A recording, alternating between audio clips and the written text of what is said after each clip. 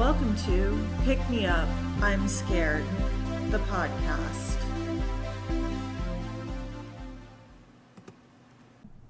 I'm your host, Madeline. I'm your co-host, David. And today we are doing a very topical episode about something we are experiencing here in Los Angeles. The Queen Mary.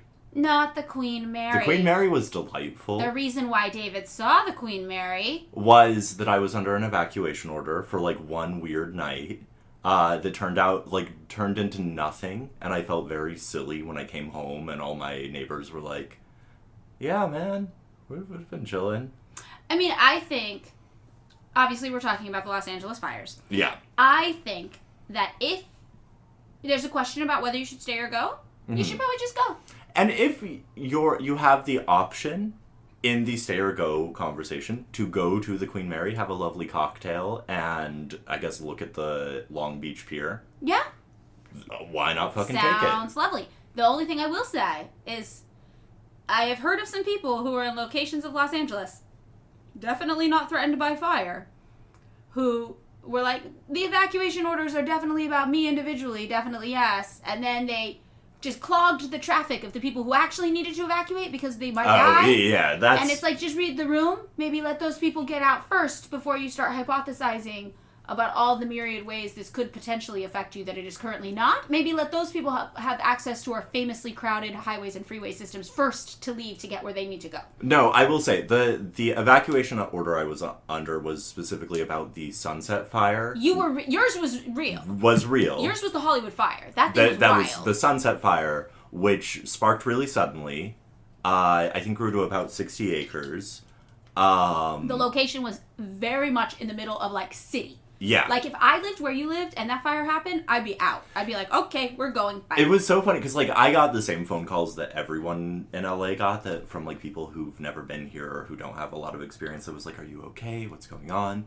And 2 hours before my girlfriend texted me and was like, dude, you have, an evacuation order.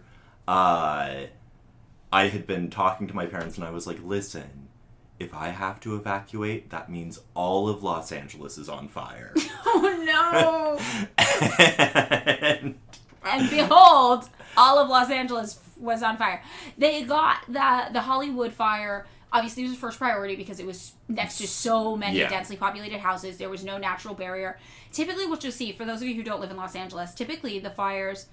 Well, usually they affect predominantly the west side of town and not even Los Angeles City proper. Smaller, wealthier kind of communities within the county limits, but not the city limits. They're as far west as you can go out in the hills. It's very nature-oriented, not a lot of dense population. Though I will say that pandemic time, I remember I was staying out in Azusa watching, because it was when the gender reveal fires were happening. Do you remember this shit? Oh, I do. They were all over the internet. This was so dumb. But I remember watching the fire just, descend the San Gabriel Mountains into... It's not really the IE, it's kind of San Gabriel Valley area. And just being, talking to my then partner and being like, should we, go? Yeah. I mean, definitely urban fires happen. I'm talking mostly our wildfires, though, that aren't started man-made. They tend to affect one specific area. So these fires were a lot different. The Eaton fire is the name of one that affected the Pasadena area and Altadena.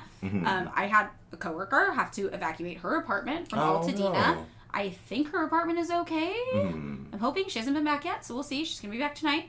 And then the Hollywood fire obviously affected your area as well. And then the Palisades fire over in Malibu, But that also is an area that traditionally burns. And we have seen a bizarre amount of weird misinformation. So much weird misinformation. Where apparently we are living in Escape from Los Angeles, and homeless people are roving the streets in gangs. In the hills. They've walked from Skid Row, which is where our city keeps them without resources to inflict further harm and misery upon them. Well, let's be fair to the conspiracy theorists. Maybe they walked from, various areas of, Venice and... Okay, potentially up into the Malibu hills on foot to loot Paris Hilton's burning home. Yeah. These are not real problems. These are the types of problems that Fox News is reporting that we currently have. Yeah. It's very, very odd.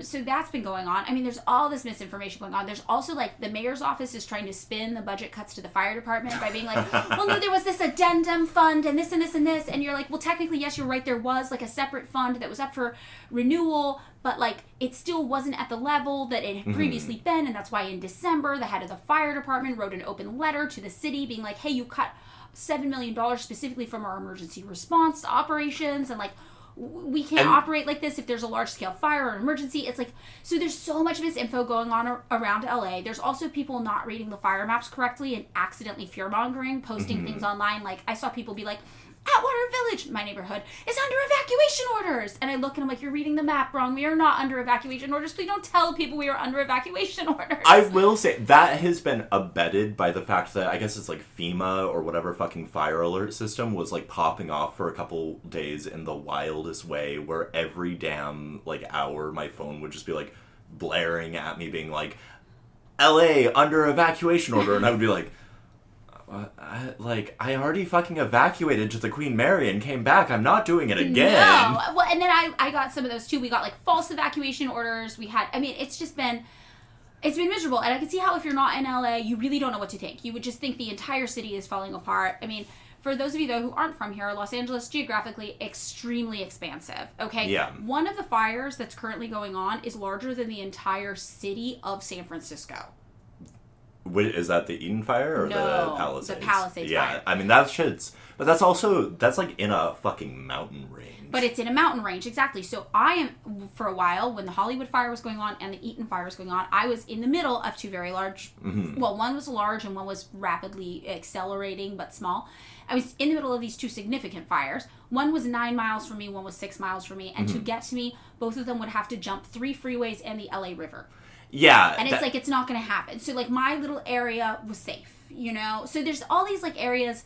Most people live in these densely populated areas like Mid-City, Koreatown, downtown, you know, areas like that. South Park, Westlake. Westlake, great example. Yeah. All those places, very safe from fires. Yeah. Very far away from any fires happening. So that's been kind of the situation, but I have seen people online be like very, very worried about everybody they know in LA. Have you noticed, so this has been like among my neighbors, my friends, other people living in the city that I've talked to, this like extraordinary ambivalence about specifically the Palisades fire. Yes. Right, which is like nobody wants to see someone's home burned down.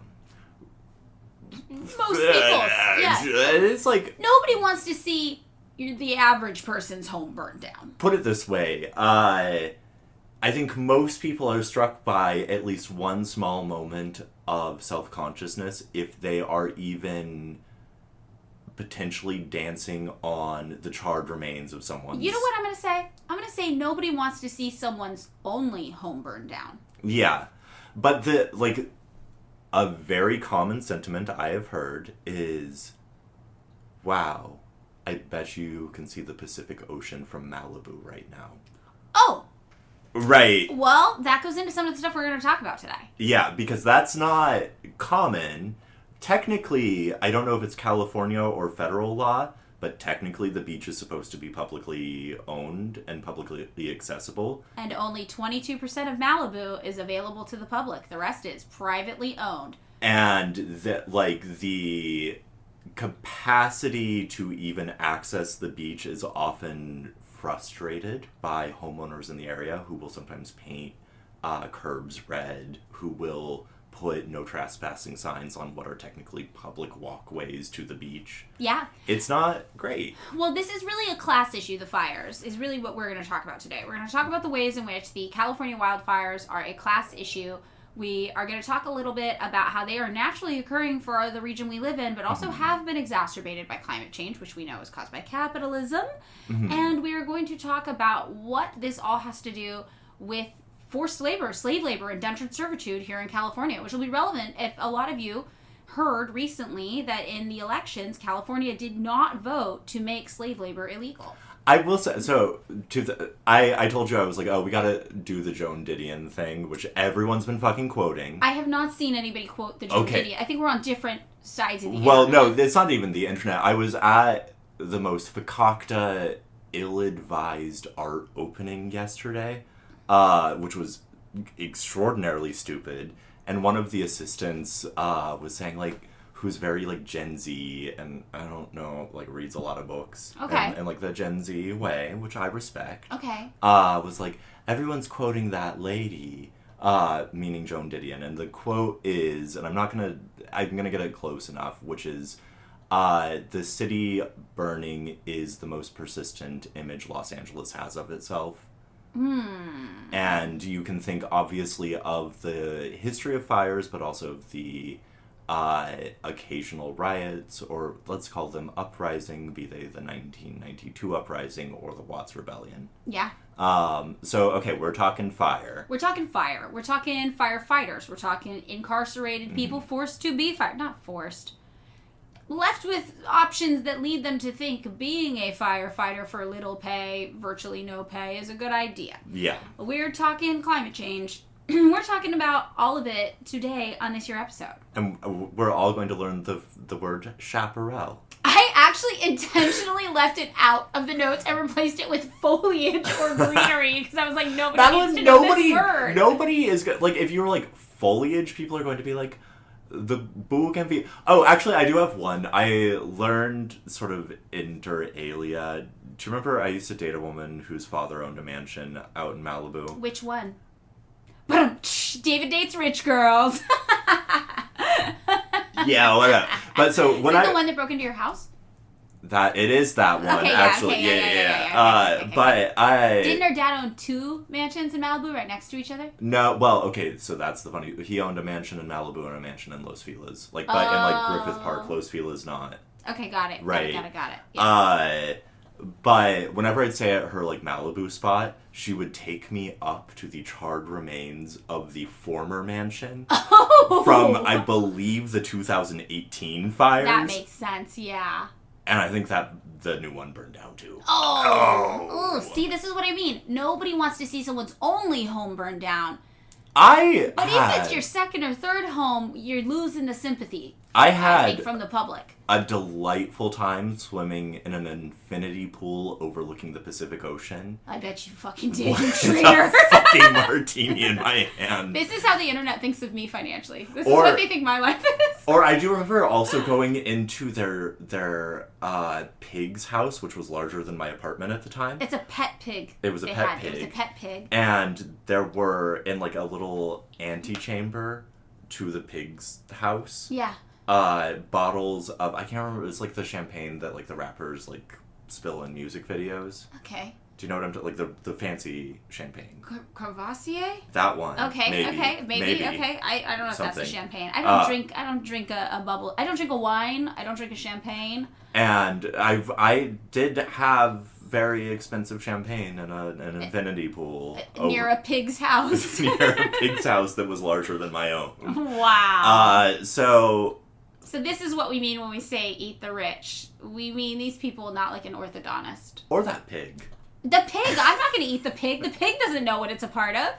I'm just saying, I might eat that pig. The pig's only as smart as like a 2-year-old. It has no clue what's going on. That pig was so fucking annoying. I bet it wasn't. It was... I hope the pig got to safety. I hope the pig got to safety. You just said you would eat the pig. So I could eat it. Yo, you have no feelings about the pig. I am very concerned about the pig in this story. Okay, so we're talking fires. Okay, so we're talking fires. Before we get into fires, I want to do a little housekeeping for everybody. I just want to talk about over on our Patreon, we're finishing up Everyday Life in the North Korean Revolution with Susie Kim as the bonus episodes. The Patreon is patreon.com/pickmeupimscared. If you guys could let us know in the comment section here on our Spotify what type of content you would like to see us do next on the Patreon. I get the feeling it shouldn't be Forever Book Club, that we should do some other content. You might remember we used to do addendums to our regular episodes with additional information that was available on the Patreon. Let us know what you guys think. What kind of content you would love to see over there, because we would love to give it to you. Beyond that, another thing, for those of you who know me from TikTok. Oh, that's right. You got yelled at over again on the internet over the since I've seen you in person last. I don't think so. If I did, I missed it. This is the one with... Never mind. Nah. Oh, yeah, that one. We're not going to talk about that one. So, no, the big thing I was going to talk about is that it looks like TikTok actually might get banned in 7 days. Oh, that's sick. I mean, for me personally, in my personal life, it'll make things a lot easier. I went and listened to the Deprogram episode that you were on after you mentioned it on this podcast because I'm ignorant. Yeah. And you were being like, I want this to fucking happen. Yeah, well, I think, okay, so I am, for my personal life, it's obviously awesome if it happens. However, like, ethically, principally, it's wrong. It's a bad thing that's happening. Yeah. So that's, like, I have complicated feelings about it. And my feelings can be best expressed as they were on the Deprogram podcast. So if you guys don't listen to the Deprogram, it's one of my favorite podcasts. I was really happy they had me on, so you can go check it out over there. Also, I just did the Collective live stream. Collective with a K. Oh, that sounds... A persistent joke of mine that all liberals have Patty Hearst fantasies. I've explained this to you, right? No. That all liberals fantasize about being kidnapped by the SLA. Why? But the Collective feels like an update, like just the name.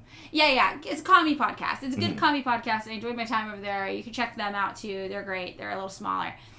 So the thing I was getting to with the TikTok thing being gone is I'm trying to figure out where the best place is to put my social media endeavors because I feel like Instagram is pretty dead. So I'm thinking Twitch. I'm thinking YouTube. I'm thinking... Are you going to play video games? Isn't that what they do on Twitch? Well, people stream all sorts of things on Twitch. The biggest commie streamer on the planet is on Twitch. His name's Hassan. People complicate Are you saying that I feel like, is that man a communist? He's a communist. Okay, he's a okay. communist. Well, he's a communist. People have complicated feelings about him, but he is a communist. I feel like he seems, speaking video games, no, I'm not his audience. I am about a decade at least too old. He doesn't play video games. I think there's no video games. You can stream about anything. You don't just stream video games. I feel like anytime I hear someone say... in like a loud, declamatory voice. And this is a me problem, not a Twitch problem. Okay. This is a me problem. Okay. I bet it is. It's a me problem. All right, what is it? In a loud, declamatory voice, bro, let's go. I'm like, I'm out. I'm like, it's like that noise that old people can't hear. Yeah. Do you have specific incidents where you hear this sound, or do you just feel like all of Twitch is just a bunch of bros saying that to each other? Yeah. That's just the impression. That's the impression I get. Okay. Again, that's probably It could be true. I haven't spent a lot of time on Twitch. I could check it out and let you know. I guess if I was on Twitch, I could do my Sims thing, where I stream me playing The Sims. Just lighting Sims on fire. I don't like Sims on fire. I don't play like that. I know some of you out there do, and I'm not here to judge you, but what the fuck? Also, I will say, getting back to the fires, number of times over the course of the last week, someone has said, it's like GTA out there, has made me want to bury my head in newly laid asphalt and not come out. You and I are around different people. I don't know what you do when you leave my house. I don't know what happens out there. Bop along in the world, being normal, talking to anyone who comes my damn way. I am a very sociable, friendly person. The way that I talk is, would not suggest that I'm a sociable. David's very social. David can talk to anybody. That's how David ends up making friends with a lot of weirdos. I make friends with weirdos too. Yeah. I get it. We both have a tendency to befriend some oddballs. So, okay. All right. So, you guys also, if you have opinions about where I should go for social media, let me know. I'm going to find it next home. You should get Truth Social. Truth Social? Yeah. That sounds like a great fit for me. I feel like you would really thrive there. Because it's all about engagement. Okay, so I could just like rage bait engagement farm. Do they pay you? If I could monetize enraging the Truth Social crowd, you gotta. I'm not above it. You know what? I'm going to start like a false Madeline Pendleton account on Truth Social and split the money with me. Yeah. Okay, like that. All right. 80-20. 80-20? I'll take it, it's fair. All right, that's all the housekeeping out of the way. That's the Patreon plug out of the way. Those are my calls to you all to comment what you want to see in terms of where I go on social media, and also what you want to hear from us on our Patreon for 2025. With that, let's get into the episode today. I'm a fire starter. Twisted fire starter, David, which I'm just calling the case for letting Malibu burn. Okay. So I've been trying to insist that Madeline read this fucking Mike Davis piece, which everyone is sharing now. Which I will say I'm gonna get this anecdote wrong, but it's not in the piece, but it's in the book that piece is in. A story about two wealthy folks who I believe rode their horses down to the beach during one of the fires in the 90s, and left their Central American house staff. What? The book is called Ecology of Fear. It's spectacular. It's by Mike Davis, who died last year, and I will say his death was one of the great losses to Los Angeles historiography and culture. He's a Los Angeles historian. David is quite fond of him and has been trying to get me to read this piece for years now at this point, and I finally read it today, and it is exactly what we're talking about. Turns out I just had to do arson in several... Great, now we're going to get roasted. So, we're going to start the case for letting Malibu burn. It starts in the 1800s. Yeah. Like it always starts early. And the main thing you need to know if you are not a Californian, or maybe if you are a Californian who has not considered your relationship to California and the land, is that fire is a naturally occurring part of life here in this region. Yeah, we are an extraordinarily dry area with extreme... I know we are characterized as a land of unchanging weather, where it's just sunny and 75 every day. But we actually have very extreme weather changes where we have years of extreme flooding, and then years of extreme drought. Yes, and we have very peculiar wind patterns because of being so close to the water. So, coastal canyons, right, which we have, our coasts kind of have these mountain ranges, kind of small mountain ranges against them, and then they have canyons that run through them. When you take those and you mix them with what we call fire winds that come down into LA from the north, it creates these very unique conditions that just make LA basically prone to lighting on fire. So the Santa Ana winds are the ones we usually hear people talk about, and they usually blow from September through November, and they are really hot, and they make everything really hot and dry that they touch. Mm-hmm. And then you have the San Fernando Valley of Los Angeles County, which is usually just called the Valley by locals. If you guys have heard anybody talk about the Valley, that's what they're talking about. And that actually, the way Mike Davis described it, I think, is that it acts like bellows. Yeah. And it fans basically the Santa Ana winds to almost hurricane levels as they go towards the Santa Monica Mountains. And the Santa Monica Mountains is the mountain range that's up in the west against kind of LA and the beach and runs along nearby Malibu. And the San Gabriel Mountains are the mountains we talked about earlier with the fires that happened during the pandemic, or during the lockdown. Yeah. Sort of border the east and north, right? Yeah, so we kind of got these little mountain ranges all around us. So basically what you end up with is this condition where you have a bunch of dry kind of brush everywhere, dry foliage. David doesn't like that I use that word. Chaparral. Chaparral is how they describe it. I think that word is not a normal human word to use, but yes. And you have these really, really, really hot winds blowing around. So all it takes from this is one spark, and then you've got this dense, dry landscape of the mountains, and it just basically explodes all at once, and it spreads really, really quickly from there. So, it is an important part of California's ecology. The fires aren't always bad. And that's something we learn here. When you grow up in California, you go on all the field trips into nature, not just here in Los Angeles area, but also in Yosemite, in Kings Canyon. And what they all say is that fires are an important part of maintaining the landscape of California. And I will say, I'm sure you're about to get into this, but the Chumash in Malibu... And I believe it's the Yosemite people, but there are several tribes in the Yosemite area, used to do controlled burns as a matter of course to keep the fires at bay. There's a very fascinating letter by the indigenous people of Yosemite, once they were genocided and kicked out, to make it a national park, where they wrote to the state government because they had visited the quote-unquote national park, and they were like, hey, we noticed that you guys aren't doing the controlled burns anymore. You're going to fuck up Yosemite, which has happened several times in the about a century since their expulsion and Yosemite's founding. the indigenous people had it right. They had it figured out, exactly. So what the people who are indigenous to this land knew is that the dominant plant life here in California depends upon a wildfire cycle for renewal. The fires recycle nutrients and ensure seed germination. And new seed germination is really important because if you don't have new, fresh kind of plants growing, you're actually going to exacerbate wildfires and make them worse. So basically, fires are going to spread more quickly the older the plant life is that's in the area. So older plant life is calculated to burn with 50 times more intensity than fresher growth. Now, the problem is if you have an overgrown kind of landscape with too much foliage everywhere, right?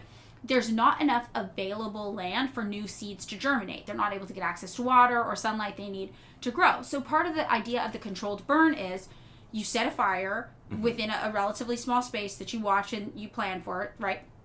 And then it burns out some of the old growth to clear way for new growth to come. And that way, if a fire does happen, it's not got as much old growth that it needs to burn through. Which is dried out. And it's just not going to take as badly. So basically, you start a little fire that you can keep track of and control to avoid having a massive, huge fire that's completely out of your control and destroys everything. And this is what, the native people of California had been doing forever.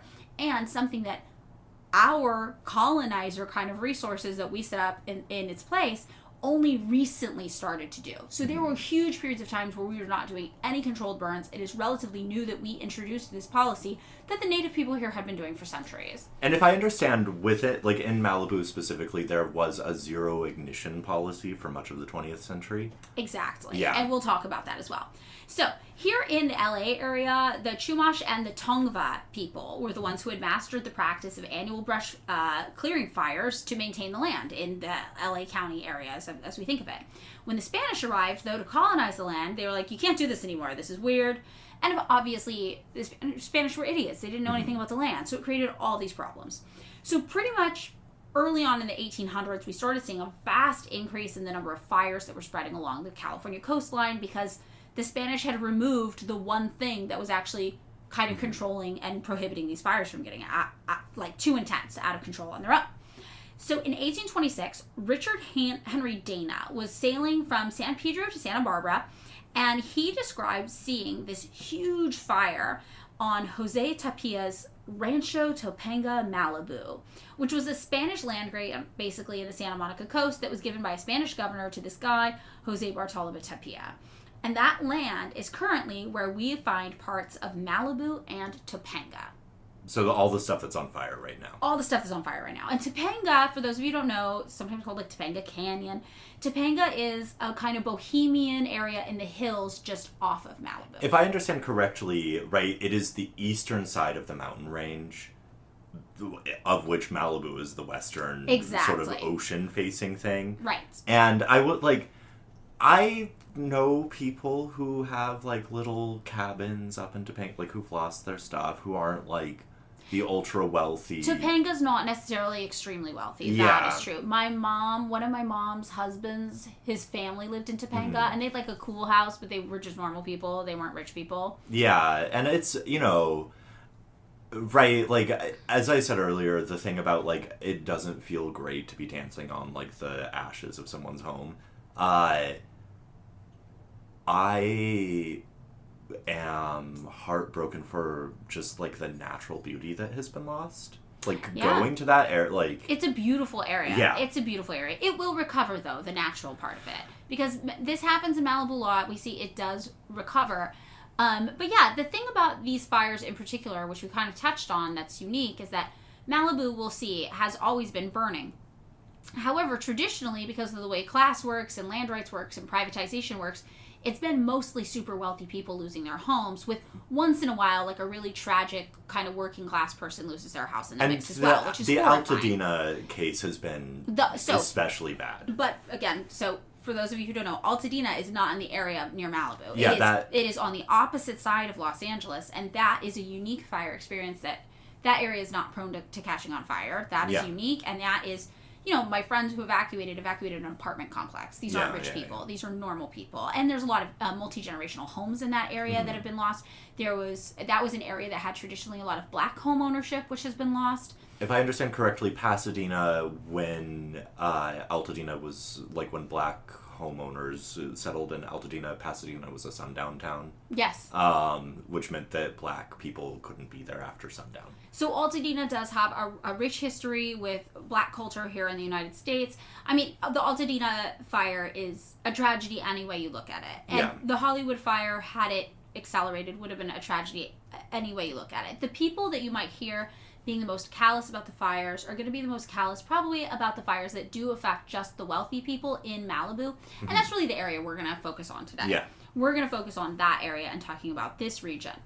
So, Topanga, adjacent to Malibu, you know, these aren't all super, super poor working class people necessarily, but they're not super rich people either. Yeah. It's a bohemian area, kind of. So there are some people with a little bit more money, but mostly it's just kind of average people in Topanga. So, this area, where we're talking about, Malibu and Topanga, we see people documenting fires going on there as early as 1826. Then comes the late 1880s, and there's a huge land boom in California. So this area of like Malibu and Topanga gets sold for $10 per acre to a Boston millionaire named Frederick Ringe, which is not a very good sounding name. Ringe. Yeah, I don't know why. Like, it doesn't feel good in your mouth to say Ringe. Ringe. No, R-I-N-D-G-E. So his memoirs describe him actually constantly battling wildfires on this land. Mm-hmm. So from the second he gets in the late 1880s, he's like, this place is always on fire. And by 1897, there was this huge drought going on, and there was this 3-day-long wildfire that resulted on the land. And the Malibu Times actually wrote about this, and they say that Ringe described a family putting wet blankets on buildings exposed to flying embers, escaping to a nearby creek, and community aid to survivors. So Ringe wrote, the dry year and the mountain fire just about ruined one of the settlers, but he had friends. From far and near they gathered together, and each was requested to bring something for a woodland feast in the great sycamore grove. Besides this, each one was asked to give $1 towards a purse to be presented to the unfortunate family. It was pleasantly agreed that the recipients should organize a like benefit for the next man burned out, thus all feeling of being an object of charity was removed. So you hear this and you're like, oh, this is kind of heartwarming and nice, but you're like, well, they're settlers on land that we shouldn't have been on, so yeah, it's not actually heartwarming and nice. It's like, and it's also, it sounds like what they essentially did was like an informal insurance system. Right. Right. It was just like, okay, that's... Yeah, so don't let your heart get too warmed by this, or don't start calling it mutual aid. These are people who are on land they're not supposed to be on. No, Madeline, it is mutual aid. It's the rich doing mutual aid. It's the rich doing mutual aid. I will say, put sometimes the like other class positions to shame in their ability to come to each other's aid. The rich do help each other. That is true. And that's what this is going on. Remember, Ringe is a millionaire back in the 1800s. Like, so, yeah, he's an Elon Musk, he's an Elon Musk type Thiel guy. Exactly. And ostensibly, this is a lot of other rich people who are out there on this land at the time as well, just having no clue how to work it because it's not their land. Mm-hmm. It's not our land. We don't know what to do. So 1900s come around. In 1903, there's a huge fire that breaks out from an area called Calabasas that goes straight out to the ocean. So Calabasas, for those of you who don't know, it's an area also near Hidden Hills, and Hidden Hills is kind of notorious around LA for being packed with celebrity homes. It's not in Los Angeles City proper, but it's within the county limits, kind of in the mountains, and it kind of goes half Ventura County-ish, it's near, and then LA County. Okay, so back when I had my Volvo, I was dating a girl in Malibu, I would drive, and I would go out Canaan Road, which goes kind of through Calabasas area or whatever, and my most abiding memory is being tailgated by like 10 Ferraris. Yeah. Because I was like, I'm in a 1988 Volvo, really trying to do the speed limit without my car blowing up. Right. And just like looking behind me, and it was just like some asshole in like those stupid sunglasses that were like Ferrari branded sunglasses, and his fucking Ferrari. Lots of Ferraris, yeah. Yeah. Basically, if you've never been to LA, what you think of Hollywood as being is not at all what you think, and Hidden Hills is what you think Hollywood is. I technically live in Hollywood. Not very glad. It's a working class neighborhood. It's like Armenian and Thai. So, our best Thai food is in Hollywood. Yeah. So, this is the area that's super, super wealthy today. When you think Kardashians, it's Hidden Hills, okay? So, Calabasas, Hidden Hills area, this whole region, this fire was spanning over Ventura County, which is right next door to LA County, and LA County as well, kind of in the hills. And that is also the current site of the Kenneth fire that is burning today. That's like one of our newer ones. That right? is a newer fire that's relatively small, but the reason why this one is considered a huge deal is because this is the one that endangers the richest of the rich. Like, Hidden Hills is where, like, the richest of the rich are living. Yeah. So we have been told, actually, that the Kenneth fire was most likely started by an arsonist attempting to target celebrity homes specifically. The LAPD is like, we got a guy who's an arsonist. So we don't have the full details of that yet, but that was, like, what I saw happening on the news. I did see something on the news that was, like, they just had, like, a random poor guy in handcuffs, and I was like... Who knows? If I know the LAPD... there's a lot of bumbling. Look, we're not going to traffic in conspiracy theories. No, but I'm gonna say the LAPD has lost the right to be a trustworthy source in my mind for anything. They are not credible. I don't know if you have been seeing the Kenneth Mejia stuff. No. He is the city comptroller. Oh yeah, I know who he is. He's our accountant. I like him. I like him too. He's a good head on his shoulders. But like even prior to the fires. He has like a very active TikTok presence, which is very... Oh, I know, because during his campaign, I did some stuff with their social media team, yeah. But he's very, very progressive, for those of you not in the know. A lot of it has just been him, like, itemizing the LAPD's, like, massive overruns because of abuses that they've had to pay out. Like, yeah, lawsuit he's cool. payments. He's great. And, like, he's just been keeping that up where he's like, well, I think it's, like, $127 million and, like, payouts, which is an overrun of many, many millions of dollars.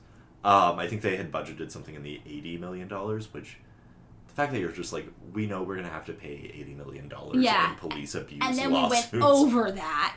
And we're not even done with the fiscal year. Yeah, no. So, whatever. We've been told it's arson and they got a guy, jury's out, literally. Yeah. Jury is out on that. So this area, though, Calabasas, back in 1903, this huge fire breaks out there. It's a fire-prone area. And it ended up totally obliterating that millionaire Ringe's ranch in Malibu Canyon. That same year, he moved back to, like, LA City, right? Mm-hmm. Which, remember, this is in LA City.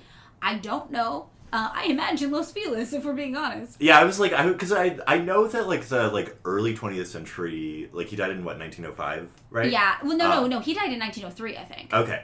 But, like, early 20th century, like, power brokers, there's, like, a west side downtown split back when downtown was, like, kind of popping off still, and with the stock exchange there. Right, we used to have stock exchange, I forgot about that. Yeah, which is now a nightclub where Justin Bieber goes to church sometimes. Yeah, we got a few of those weird churches that, they're, like, pop-up churches. Yeah, but it's a bizarre, I used to live above it and watch, people fight over their rented Ferrari. I don't know. I'm not trying to shoot. You have a lot of Ferrari experiences. Well, just because I would I lived above it, and so I would watch people when the club closed. Yeah, I went to a rave at that club once, and it was the most club experience I've ever had in my life. Why the fuck? I used to, because they have you can't wear a plain white t-shirt. Oh yeah, there. they have a weird dress code. Yeah. And my roommate worked for Rock and Rollers Against Drunk Driving.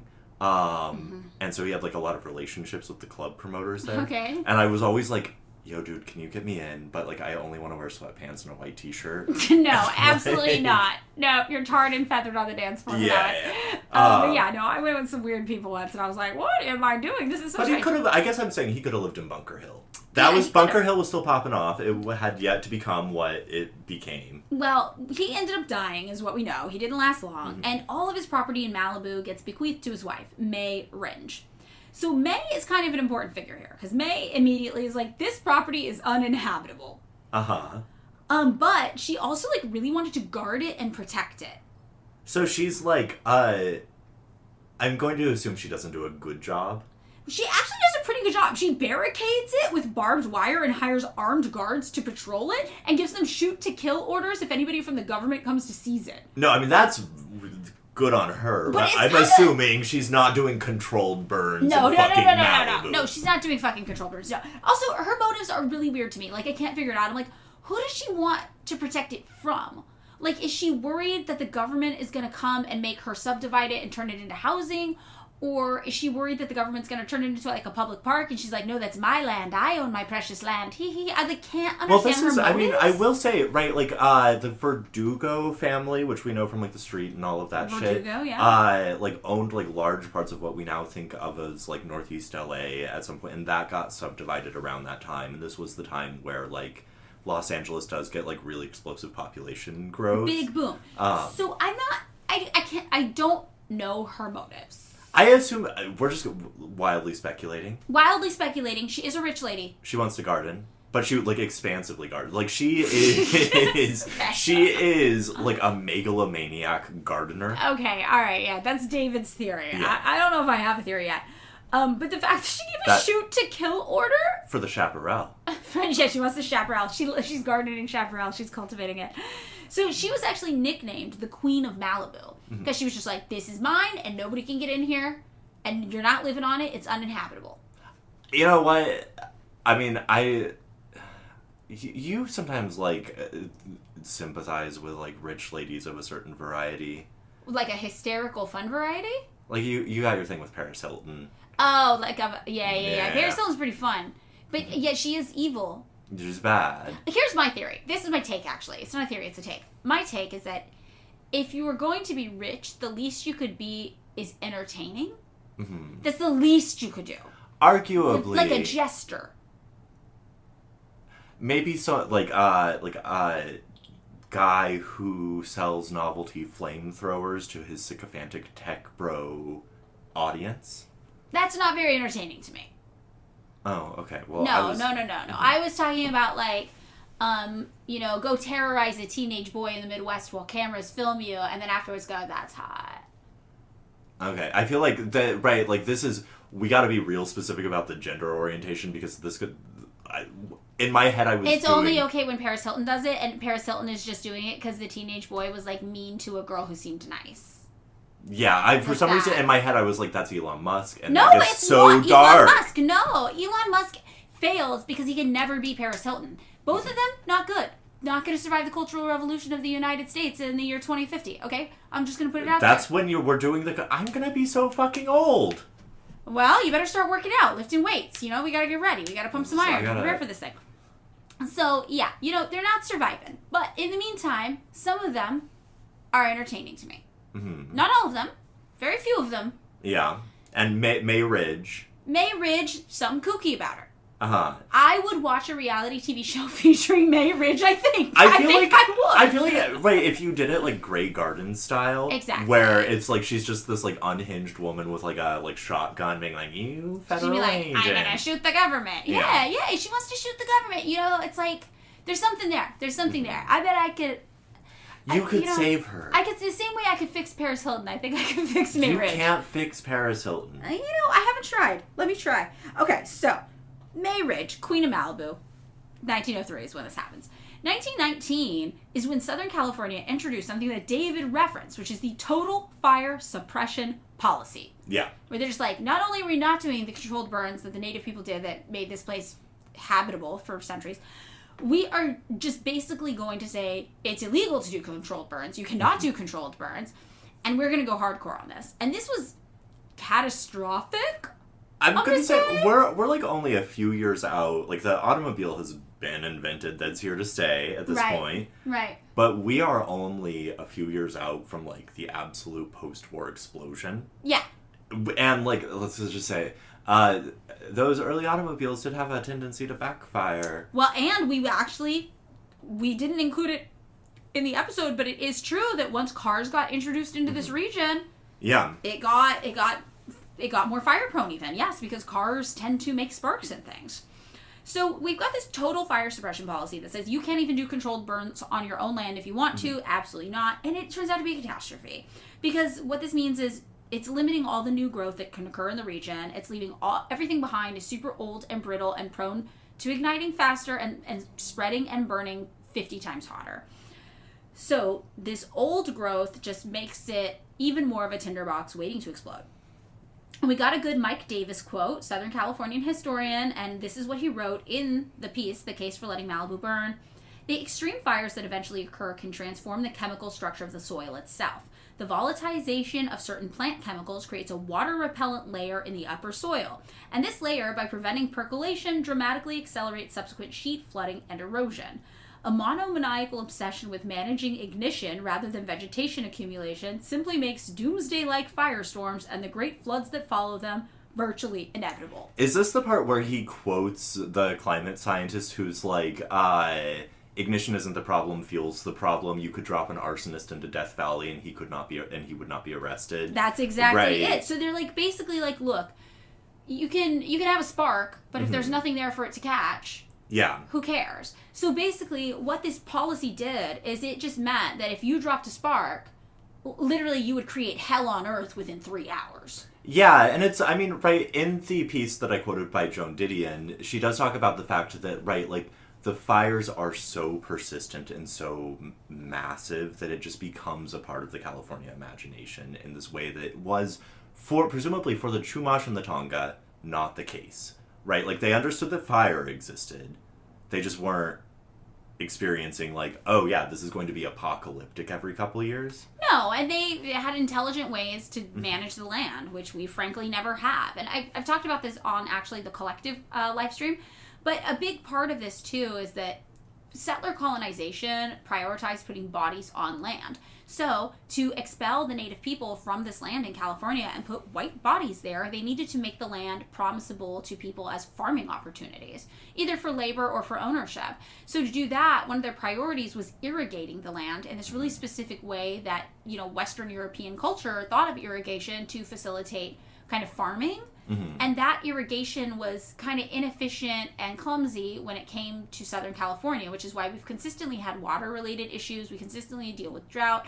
You know, we dealt with drought already as a region. However, like, this is also directly the result of our failed attempts to manage the land in favor of settler colonization.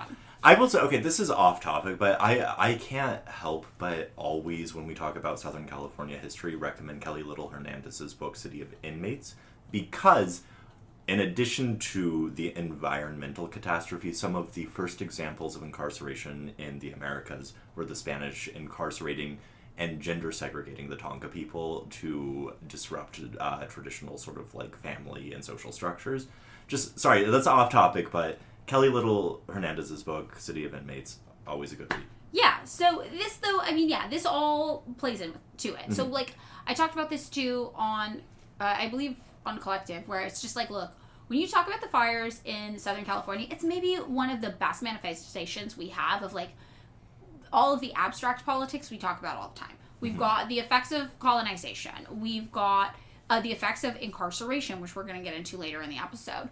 We've got the effects of climate change. We've got the effects of privatization, because we didn't even mention this in this episode, but one of the other issues with California's water is that the supply is highly privatized and owned by just a few people. What's I can't remember their name. I'll look it up and we'll get back to you. The couple who are the billionaires. Yeah. And they have a weird name that makes me think of raisins, but I don't know why.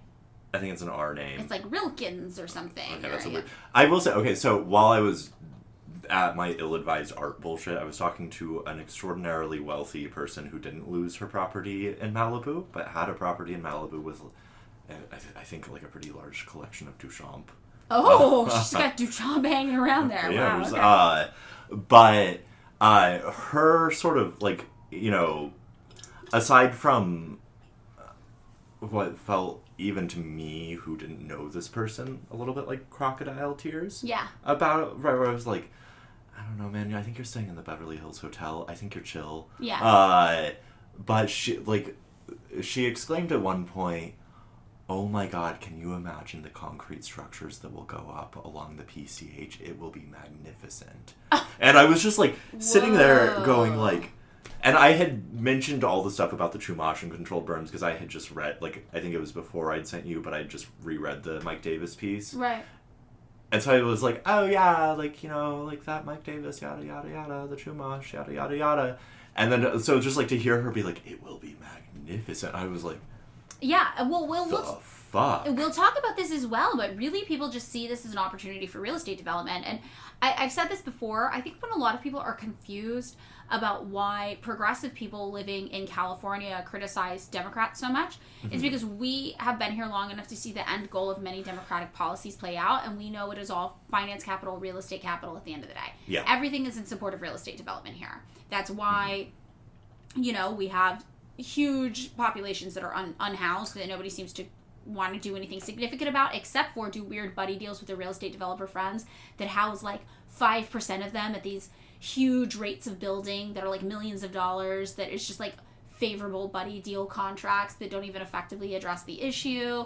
Like, it's all real estate money. So that also plays into this as well. So really the fires in Southern California are like this perfect allegory for like the rest of the world under capitalism. You are not being fair to the Democratic Party. It is also energy capital. Yeah, you're so right. Tech. And tech. How can I forget tech? It's like, right, come on. They have a diversified portfolio of corruption. The tech thing is major. I can't believe I forgot about tech. I feel foolish here now.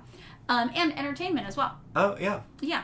But entertainment, weirdly, might be the least evil of the I mean, they're all connected. Okay. They're all, fair, like, it's fair. Like the real estate people are hanging with the... Yeah, that's true. There's somebody's real estate agent or something, you know, at the end of the day. So you're totally right. So 1925, a real estate boom hits Southern California. And real estate developers start pressuring the government and, you know, Queen of Malibu, May Ringe, for access to kind of the land that's over there. They're like, look, this coastal range, you got it totally locked up, literally. We could subdivide this land out and we could develop it. So John Russell McCarthy wrote in a booklet that was published by the Los Angeles Times in 1925, "The day for the white invasion of the Santa Monicas has come." Yeah, so, and remember, the Santa Monicas, that's the Santa Monica mountain range out by Malibu and Santa Monica. Dude, you gotta hand it to, like, old racists. They just came out and said it. Like, they were, I mean, I think we might be going back to, like, I think they're just coming out and saying it. That's the Trump thing. Yeah. Trump is like, just say it. Yeah, which is, like, not great. No, but it's like, bad. it's like, at least you can't, there's no plausible deniability. No. You can't be, like, a little liberal, like, hand-waving about it. Right. You can't be like, well, maybe it's okay. Maybe it's housing development is good in the region. And this guy's just like, the white people are going to invade the Santa Monicas. Yeah, let's go. He's just like, colonize, settle. I need it. Racism. Kill everybody who's not white. Basically is what he's saying. So the county sheriff then is like, you know what? We're going to start arresting every homeless person in this region of the Santa Monica's mountains, right? And this is in preparation for that real estate development that we know is coming. So basically, the real estate developers are like, hey, go clear out any of the vagrants wandering that land, anybody just hanging around there, get them gone, because we are going to develop this property, whether they want to or not.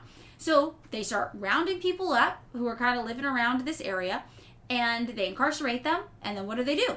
They put the incarcerated people onto these chain gangs and make them build roads through the Malibu canyons to facilitate the real estate development.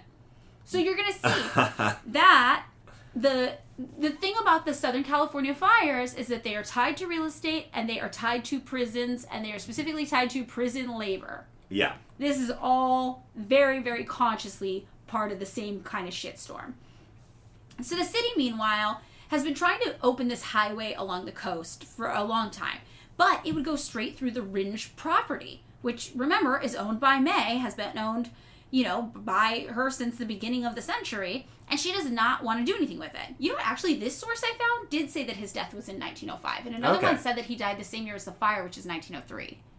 I feel... So he died somewhere between 1903 and 1905. Mike Davis you is... said 1905. Well, no, because I think it's in the Mike Davis thing. It says 1905. Okay, got it. Right, and... He's a pretty trustworthy historian, so his year's probably the one. He's very trustworthy, but there are some, like, really funny interviews that are mostly about his citational practices, which I will say, thin on the ground. Okay. Which I don't love when you're like... Where the fuck did you get this shit, Mike? Okay, got it. So it was between 1903 and 1905. Yeah. We have different sources on that. So after a massive legal battle, right, between the city of LA, or the county, anyway, who wants to build this highway, And the Queen of Malibu, who's got it all locked up, and she's like, nobody should live here. It is uninhabitable. Do not develop this land. The court finally grants the state the right to build that freeway right through Ringe's land in Malibu. And David, do you know what the name of that freeway is? Is it the PCH? It's the PCH, the Pacific Coast Highway, a beloved highway in California, sometimes referred to, yes, as the PCH or just the one. It's one of my best memories that is I once did the PCH from basically here to Washington, or actually I guess to the Oregon border. And in a car. Okay. No, I walked it. Oh, and some people do that on a bicycle. Yeah, no, I'm not fucking with that shit. Okay. This is why I won't survive to your 2050 Cultural Revolution. I'm not fucking. Well, not with that attitude, David. Come on, you have 25 PCH. years. We're gonna get it together. We're gonna be fine. But it's shockingly beautiful. Like, it's beautiful. It renders you speechless. California's a beautiful place. It's a beautiful landscape. So Ringe's widow May gets this land, kind of part of it taken from her because they're building the freeway. She's been going through all these legal battles. She's short on cash, right? So she's like, well, I got to give up some of this land, I guess, because I got no other options. So she ends up leasing parts of the Malibu beachfront property she owns to a group of people from the film industry in Los Angeles. And this is sometimes called the movie colony. They call it the movie colony of people who moved out to Malibu. Charlie Chaplin and Barbara Stanwyck and all those guys. Barbara Stanwyck, yes. I didn't see anything about Charlie Chaplin, potentially. Jack Warner, Clara Bow. Yeah. It's all these kind of film people of the 1920s. So they go live out there. They're going to build and live on that land. She also sold part of the land to Jack L. Warner, who used it to create the Warner Brothers studio in Burbank. Oh. Yeah, interesting, right? It's a huge, expansive land. Yeah, I'm just like it's like all of the Valley Mountains, basically. This is, I will say, as like life. Well, like a person who's lived in LA for a while, having my like non-LA friends be like, "Yeah, man, why don't you just like pop on over to Studio City?" And I'm like, "No, yeah, that's long distance. That's long distance. That's a day trip. That's a day trip. Yeah." So 1928 comes around, and we've got another year of intense drought, like you do, and the Las Flores fire breaks out in Malibu. And this fire is pretty significant at the time. It's 274 acres of land that get burned. And still, we've got these fire departments across the state, especially ones in more rural regions. They are not able to contain it. 274 acres, I mean, it's, it's not huge, it's not tiny, but it's nothing like the fires that we're talking about today. Also, right? though, I have to assume that LA is less settled, right? And this is like prior to all of the like Chinatown style water wars that helped expand LA. Right, but what it is in the middle of is kind of like the Dust Bowl, like the Great Depression. So you've got a lot of people who don't have jobs. You have these fire departments that had to actually let go of a lot of employees because they couldn't afford to pay them. And then it turns out that unemployed men would then start fires across California to then try to get a job controlling the fire afterwards, which is amazing. Just one of the perfect examples of the efficiencies of capitalism, right? Just, fire people because you can't afford it, and then they'll start fires so they get paid to put fires out. Supply and demand. Yeah. They're doing capitalism. This is the only thing that the system allows you to come up with. So this is what's going on in the 1920s. Meanwhile, while all this is still happening, in late October of 1929, 13 new homes get destroyed in another fire on the Malibu coastline. So we see this kind of situation with like development, more people building out there, more people wanting to expand. All of these little fires are still going on, and we don't really have the resources to fight them. Mm-hmm. By summer of 1930, we've got this guy, Frederick Law Olmsted Jr., who is part of this landscape architecture kind of company. It's called like Olmsted Brothers or something like that. And he was the designer of the California State Park system. Oh. So if you want someone to hate for the Yosemite thing. Well, no, that's a national park. Oh, it's a national park. State parks are like what would it state park? Oh, Kings Canyon's a state park. I think that might also be a national park. It's a state park. I think like the little parks up around actually the San Gabriel Mountains, those are all state parks. State parks. Okay, yeah. State park, different. So he came out in favor of public ownership of at least 10,000 acres of the most scenic beach and mountain areas between Topanga and Point Dume. And he actually said, he was like, we should do this like Yosemite. This is beautiful. Make it a national park or a state park, I guess, Mm-hmm. And Olmsted wanted to, just set this aside, make it a park. And he comes to the city and he's like, this is what we should do with this land. This is totally ignored, though, obviously, because the city's like, no, we're obviously going to continue facilitating the privatization of this, the private development of the land for residential and commercial use. Mm-hmm. Get out of here, you hippie, commie, whatever. So right. I think John Muir is an evil bad man. Yes. I think that the park system is the pretty face of colonization. It is. I agree with that. I do like the pretty face. I mean, it is a very pretty face. I have been to the parks. I think there are areas in Yosemite, again, California, a place of breathtaking beauty. I wish Olmsted had succeeded in his prettification of colonization. That's the thing. If we have to accept that everything that happened up to 1929 happened, and you're like, but in 1930, this was an option, would you take this option he presented or what we ultimately got? I too would take his option he presented. Yes, it would have been better at the time. Obviously, none of it would have been ideal. Yeah. Land back or whatever, but for what the options were at the time that were being presented that could have been taken seriously by the colonizing, city, that would have been preferable, clearly. But it doesn't happen. Then we hit, in 1930, the Potrero Fire, a.k.a. the Decker Canyon Fire, in October. And this was accidentally started by walnut pickers in Thousand Oaks, and it turned into one of the largest fires in Malibu's history. So it was nearly 9,000 acres. Jesus Christ. Even by today, that's some fucking shit. Pretty big. Yeah. And we had, of course, the dry 50-year-old plants, right, going on, plus that strong Santa Ana wind that exacerbated it all. And basically the fire became this 5-mile-long front, just like a wall of flames, 5 miles long. And the firefighters, there were 1,100 of them, were supposed to put it out, and they just looked at this wall of flames, and they were like, we don't even know, what, they were running for their lives. They were just like, this is not feasible. So the fire then veered towards the Pacific Palisades, which is where there is currently a fire today. A wealthy residential neighborhood within the city limits, which is unique, not like Malibu, which is a part of LA County, but not the city. Pacific Palisades is a part of LA City, and this is what had been affected by the Palisades fire, which is still going on today, and which burnt down. We saw the Palisades almost completely burnt down. So the county supervisor was like, we got to put 100 men at the Los Angeles city limits at the border of LA City. 100 men? 100 men. I think they're underestimating. Well, just to tell residents to evacuate. Oh. I still think they're underestimating. I mean, yeah, because it's 1930, though. So it's how are you going to tell all these people to get out of their homes because a huge wall of fire is coming this was after, all the false alarms. I don't know if I texted you this, but it was, when I think my mom was like, get out now. Yeah. And I was like, listen, until a guy on horseback rides down my street ringing a bell, I'm not fucking going. Okay, well, this is what these guys were. Yeah. These guys were ringing the bell on horseback, right? Because the city is very different than the county, and Pacific Palisades is in the city limits. So this is they're preparing. This is going to be really bad. But disaster gets averted at the last minute. You know why? Wind just stopped. That is the thing about the Santa Ana winds, is that they are uncanny. Also, I think people really underestimate how much of how our fires go is luck just driven by the wind. Mm-hmm. So if the wind decides to just keep blowing, it's going to blow embers everywhere. The fires are going to keep picking up. The fire's going to keep advancing. But if the wind just stops, all of a sudden, you've got a pretty manageable fire. No, I mean, this is, I will say, right, obviously, it's different in different areas of LA, but the days preceding the fires, or when the fires started, my street, which has palm trees and all the things all around it, was strewn with, branches and total fucking chaos.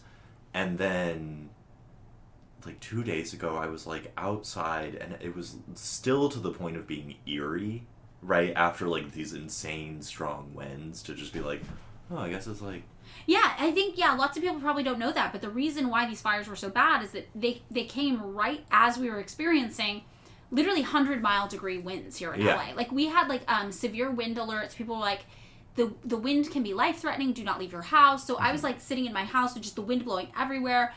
Things were getting knocked over. We have an outdoor water heater, and it the case it was in, the metal case, the door blew off and blew down my little side yard. There was just, I lost 2 potted plants, completely fell over. One of them was huge. It's a tree, you don't expect it to fall over. So we had some really intense winds going on. And that is why the fires got as out of control as they did, because you could light a match outside and you get 100-degree wind, and if it picks up the match and blows it towards something, now you got a wildfire, right? Yeah. So the wind really significantly affects our fire situation here. There's actually, do you remember that show I used to like that was like a high school kind of poppy show called Popular?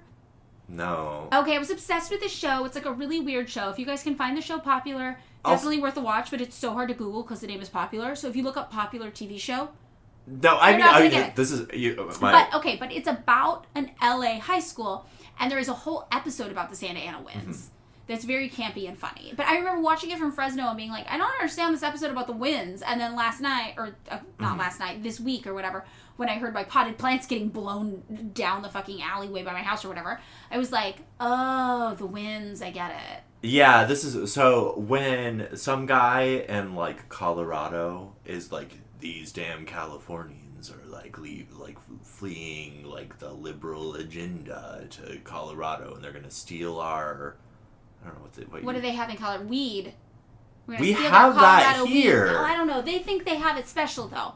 With our evangelical Colorado Springs churches. We got those here too. Yeah, we got those. I don't know what the difference is between Colorado and California. Now that I'm thinking about it, they have mountains too. Yeah, no, I've seen them.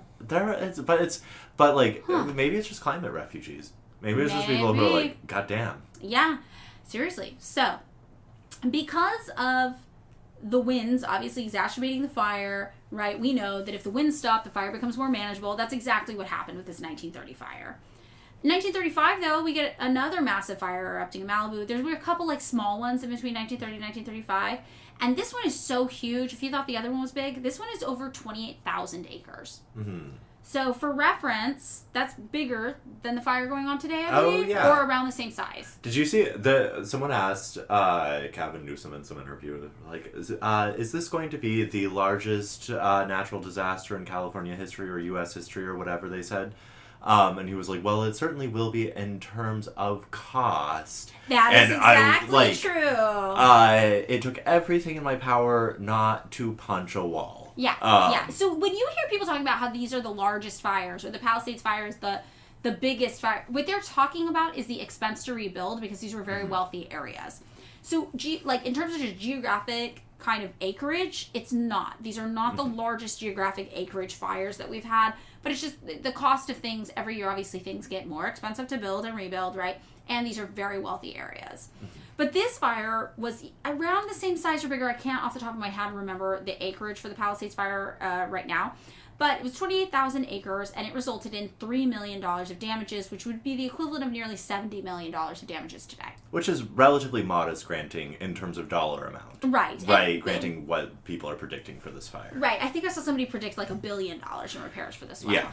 So this is because, obviously, the difference is that housing is just disproportionately more expensive today than it used to be to build. And also, it's been more developed. There's more people is the big thing. Because remember, the whole thing about the Queen of Malibu, May, she's like, this land is uninhabitable. You cannot develop it and put more people here. But when she kind of lost that battle, right, we start to see the land gets given up and a lot more houses start getting built. And it's a slow process. It takes a few decades. So that's what we're seeing kind of kick up here.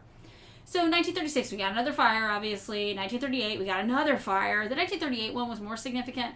Over 14,000 acres were burned. It destroyed almost 400 homes. Mm-hmm. A lot of homes at the time, so 1938. And LA County, at this time, also had the opportunity to purchase 17,000 acres of land from the Queen of Malibu, May Ringe, right? She was delinquent $1.1 million in taxes. So her lawyer tried to do a deal where they were like, well, why don't you just take her land in place of her paying it back, like 17,000 acres? And it would amount to basically $64 per acre, which is a really good deal. But the city turned it down. Mm-hmm. So update. I was Googling because I was like, what neighborhood did they eventually settle? Yeah. Take a wild guess. You will be wrong. I'll be wrong? Okay, I'm going to guess something weird then. Uh-huh. I'm going to guess... Oh my God.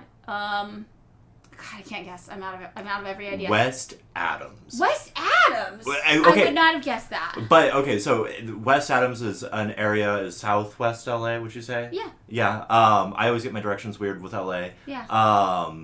If you drive, it's predominantly a black and Chicano neighborhood these days. If you drive through it, It was some fancy ass mansions. There's some really nice houses. And it is occurring to me that this is an area of history of LA that I don't know. I'm going to assume that was a power base for the elites of the city at some point. It probably was. Yeah, that makes sense. I like how when I was like, think of a neighborhood in LA nobody would move to. Every neighborhood that came to mind, I was like, no, that neighborhood's cool. No, that neighborhood's cool. No, that neighborhood's cool. I really like LA. I appreciate it, I guess. Yeah, very, very interesting. I mean, West Adams is cool as shit. West Adams is super cool. My only experience with West Adams, I've known a few people who lived there, but they were like black. And then also I've known like some food that's nearby there, so I'd like drive by it to get food. There's a great, it's like I want to say Iraqi taco place there. Oh, cool. But it's not in like stupid food fusion annoying way. Right. It's like cool. Okay. And like it's I respect it. I think revolutionary tacos. Okay, revolutionary tacos. So, all right, the city turns down buying this land, which means what's going to happen to the land? It's just going to be bought privately, and it's going to turn into more private development. In 1940, May Ringe's entire estate is put up for sale on auction during bankruptcy proceedings, and potential buyers were advised to make an early selection of oceanfront lots, sites for villas, hotels, golf clubs, estates, beach and yacht clubs, income and business lots, summer home places, ranchitos, and 640-acre ranchos, and acreage for further subdivision.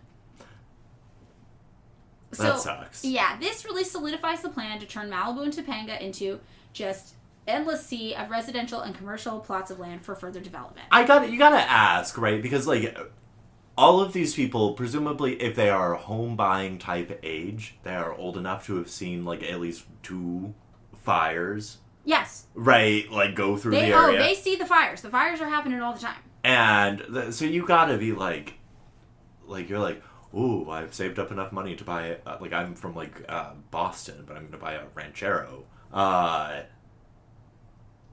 It seems like it burns down a lot over there. Yeah, okay, so Mike Davis actually had an estimation of the psychology behind this, and his estimation was that people knew they couldn't stop the fires, but they thought that like human development was advanced enough to control them in a way that wasn't harmful to them specifically.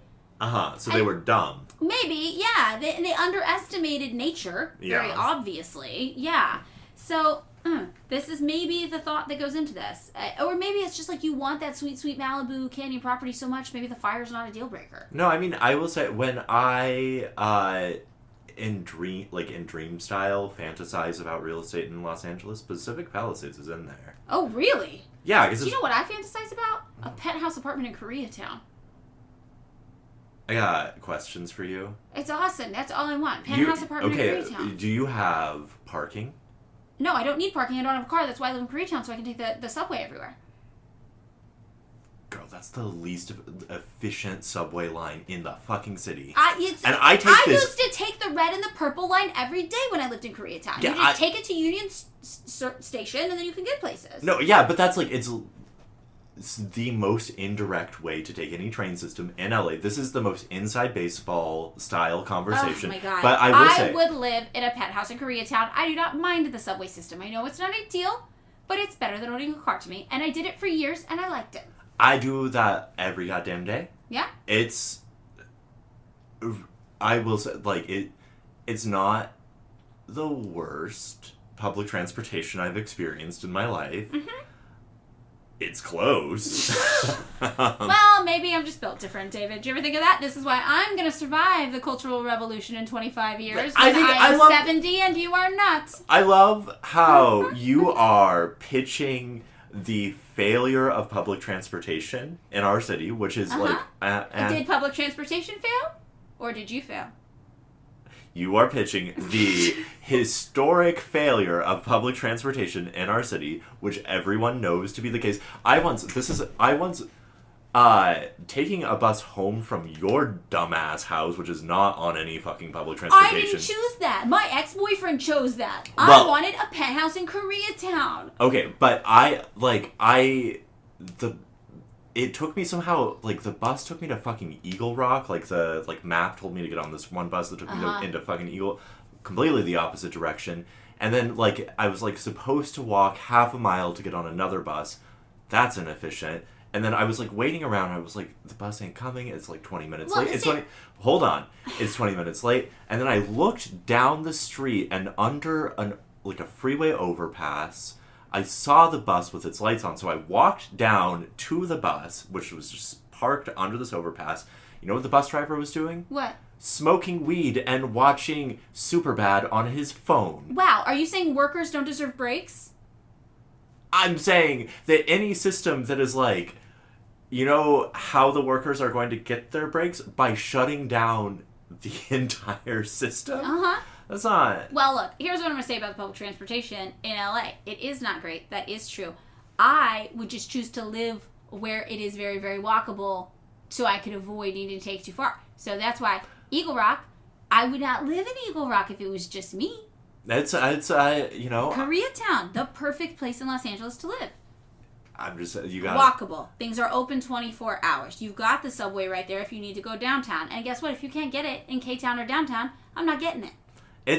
That was my life for many years. I was very happy. I will say, I took my girlfriend to, you know, the mall where the H Mart is underground, the one that's on Western? Uh-huh. And she'd never been there. We were getting sheet masks. The Assis Toby Blooming Rose sheet masks, if anyone's wondering. Oh, okay. I was not, but that's good to know.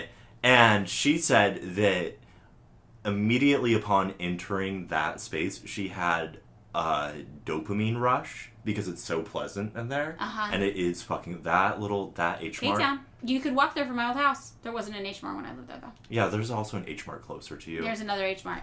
I was surrounded in H Marts, yeah. Yeah. Yes. So, whatever the case, David wants to live in the place that burns down all the time, so you've got some insight into the psychology of why people buy property in places that burn down. No, but I was just like, you see like the pretty little shaker roof. Uh-huh, that's it. Which also, when those houses catch on fire, people describe those roofs, the tiles popping off like popcorn and flying through the sky, fully ignited and just starting more fires. Do you see the shaker roof, post and beam, little fucking, like... David does. This is what David sees. Like, hippie-ass, like, you know, 2-bedroom things on, like, the stilts. Yeah. Like, in some, like, fucking cliffside. Yeah. Yeah, I don't want that. I'm like, it looks cute. Okay, see, so that is why people buy property there, but even though they know it catches on fire all the time. But my pecuniary abilities match my real estate sense. And I'm poor. Right. Which is good. Because you can't be tricked into purchasing property that catches on fire all the time. Yeah, no, that's smart. That's true. So in 1941, World War II is obviously going on, right? And rumor has it, after Pearl Harbor, that the Axis has set their sights on a western invasion of the United States through Southern California. Do you know about Murphy Ranch? Murphy Ranch? Oh my god, you don't know about Murphy Ranch? Where's Murphy Ranch? Pacific. Well, it was probably dead. Yeah. Okay. This is what this is about. Yeah, armed guards are sent down to patrol the beaches. It becomes like a military base. Oh, no, okay, I'll find the story and we'll post it on, like, the Patreon or something. Oh, yeah, that'd be good. But there was this weird couple with, like, really tenuous ties to Hollywood, that were also a part of, like, an American Nazi movement, I believe, called the Silver Shirts, because everyone's got to have a shirt. That built, like a fortified mansion in, like, this, like, very remote area of the Pacific Palisades, which you can still walk to the ruins of it. Nazi mansion? Yes, it was a Nazi mansion. And the idea...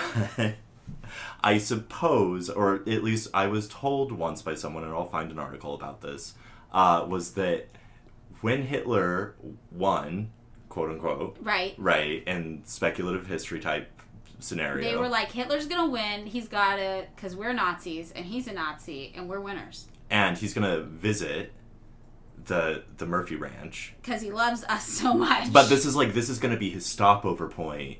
Got it. And apparently they were discovered I want to say in like the 70s or 80s or whatever, and they were living either in the garage or the water tank that they had built, because the actual mansion by that point had become unlivable. Yeah. And now it's like a place where like Los Angeles teenagers like walk to smoke weed and do graffiti. Wow. Interesting. Okay, so we really thought there was going to be some Hitler shit happening. Well, they thought. I don't think anyone else thought. Well, that's why we It was- sent all these guards to patrol the beaches, because we were like, the Nazis are going to come. And that probably is why Orange County's like that. You know? They're like that because now. of the guards? I think just because of the general Hitler sentiment going on. Yeah, Nazi punks, surf Nazis. Surf Nazis must die, Nazi punks fuck off. For those of you not from California, again, just south of Los Angeles County is a county called Orange County. Oh, we did an episode on it. We did. It was on our Patreon, though, right? Yeah. Yes, over on our Patreon. Orange County conservatism. It is very, very, very fucking conservative. And it is a lot of people down there, and it is city conservatives, not rural conservatives. But it's also, if I recall correctly from that episode, one of the things that happened was the sort of like fringy type Christian new migrants of the post-war generation from the Midwest were some of the people who settled Orange County. That makes sense. Okay, so they've got the armed guards down to patrol the beaches, and then everybody's like, this is a false alarm, get them out of here, we don't need them here. And then, like, immediately after they leave, a massive fire breaks out in Malibu that destroys 150 homes. Mm-hmm. So everybody's like, kind of like, what is this resource allocation? Like, we send these guards here to fight off fake Nazis, but we couldn't, like, I don't know, do fire prevention or, like, have more firefighters down here? You mean someone's asking the question, why are we funding the cops so much and not the fucking fire department? Yeah, I know. Shocking, right? For those of you wondering if this might become relevant later, it is. So still, despite this, migration is flocking, right? People are flocking to the region, and artists start turning up in Malibu in large amounts because they're trying to escape McCarthyism back in the city. That seems ill-advised. Yeah. I mean, not the escaping McCarthyism, But coming also to Malibu. But also, it's like I don't think McCarthyism is like a geographically located thing. Yeah, there's your neighbor probably still hates communism in Malibu too. And also, if you're like a movie person, it's not like you're like, I'm in Malibu. They can't find me here. I'm gonna make all the movies in the world. Yeah. You're still gonna be blacklisted if you're a movie guy living in Malibu versus living, anywhere else in LA. So 1942, the Las Flores fire breaks out in Malibu, and this one takes up 5,800 acres of land. The next year, the Woodland Hills fire breaks out. This one occupies 15,000 acres of land. And from 1946 to 1953, a handful of other fires pop up all throughout the region.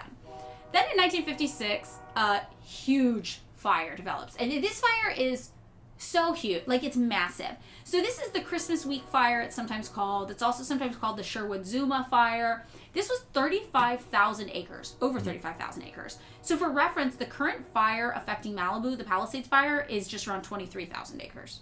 Okay, so we're looking at over 10,000 acres more. Yes. And this fire killed one person and destroyed 100 homes. I will say, the death toll, the last I checked was at 10. Yes. I looked and it was at 10 as well. So UCLA librarian Lawrence Clark Powell describes this by saying, "The wind was still savage when we went to bed at 10. The sky swept clear, a glitter with stars. Anacapa flashed its warning light. The cypresses, pines, and eucalyptuses were noisier than the surf. Cat's fur threw sparks when stroked. We slept in spite of the sinister atmosphere." And then he also described this one resident who said he and his wife carried their toy poodle and their cat down to the beach for evacuation, and like neighbors brought down his horse and burro, and together with their neighbors, all of them were putting out small fires on the beach. Mm-hmm. So you kind of get this idea that these are like city slickers pretending to be ranchers. They've got a lot of money. But this is Hollywood types who are Hollywood types living out there a lot. But it's before the current, like, where Hollywood's still like a little rangy. Like, it's not current Hollywood. Right. It's an interesting little scene that they're painting there. Yeah. So a Forest Service analysis. I don't know why that word was so hard for me to say. No, sometimes I say analyst. I was about to say analyst. I don't know what I'm doing. Okay, I was like, whoa. Okay, so a Forest Service analysis of this fire said, Malibu fires combine most known elements of violent, erratic, and extreme fire behavior. Fire whirls, extreme rates of spread, sudden changes in speed and direction of fire spread, flashovers of unburned gases complicated by intense heat and impenetrable smoke held close to the ground. So this fire was like hell on earth, basically. Mm-hmm. This fire was so bad that there was political fallout from it. Critics were talking about this as a massive government failure. The general kind of idea floating around was, if our government can't defeat a wildfire, how is it supposed to deal with this impending nuclear holocaust we're all told to expect? So they're folding it into Cold War shit. Yeah. Which is interesting. We got the McCarthyism scare. We've got them being like, well, Russia's gonna nuke us. We can't even put out one fire. How are we gonna put out? That's like a good way to get your fire department funded, which is like, listen, guys, you just like look at this. Like, what happens when the Russians come? We're gonna need fire trucks. Oh yeah, that's pretty smart. So the Eisenhower administration had to acknowledge the Malibu blaze as, quote, the first major fire disaster of national scope because of how big the influence of this was. Congress debated how to provide, quote, complete fire prevention and protection in Southern California. This was a national issue. Large Malibu fires, also, we know, later would be used by researchers to model the behavior of nuclear firestorms. So this wasn't entirely off base, the thing about like, well, if we can't control one fire, how are we going to control nuclear fallout?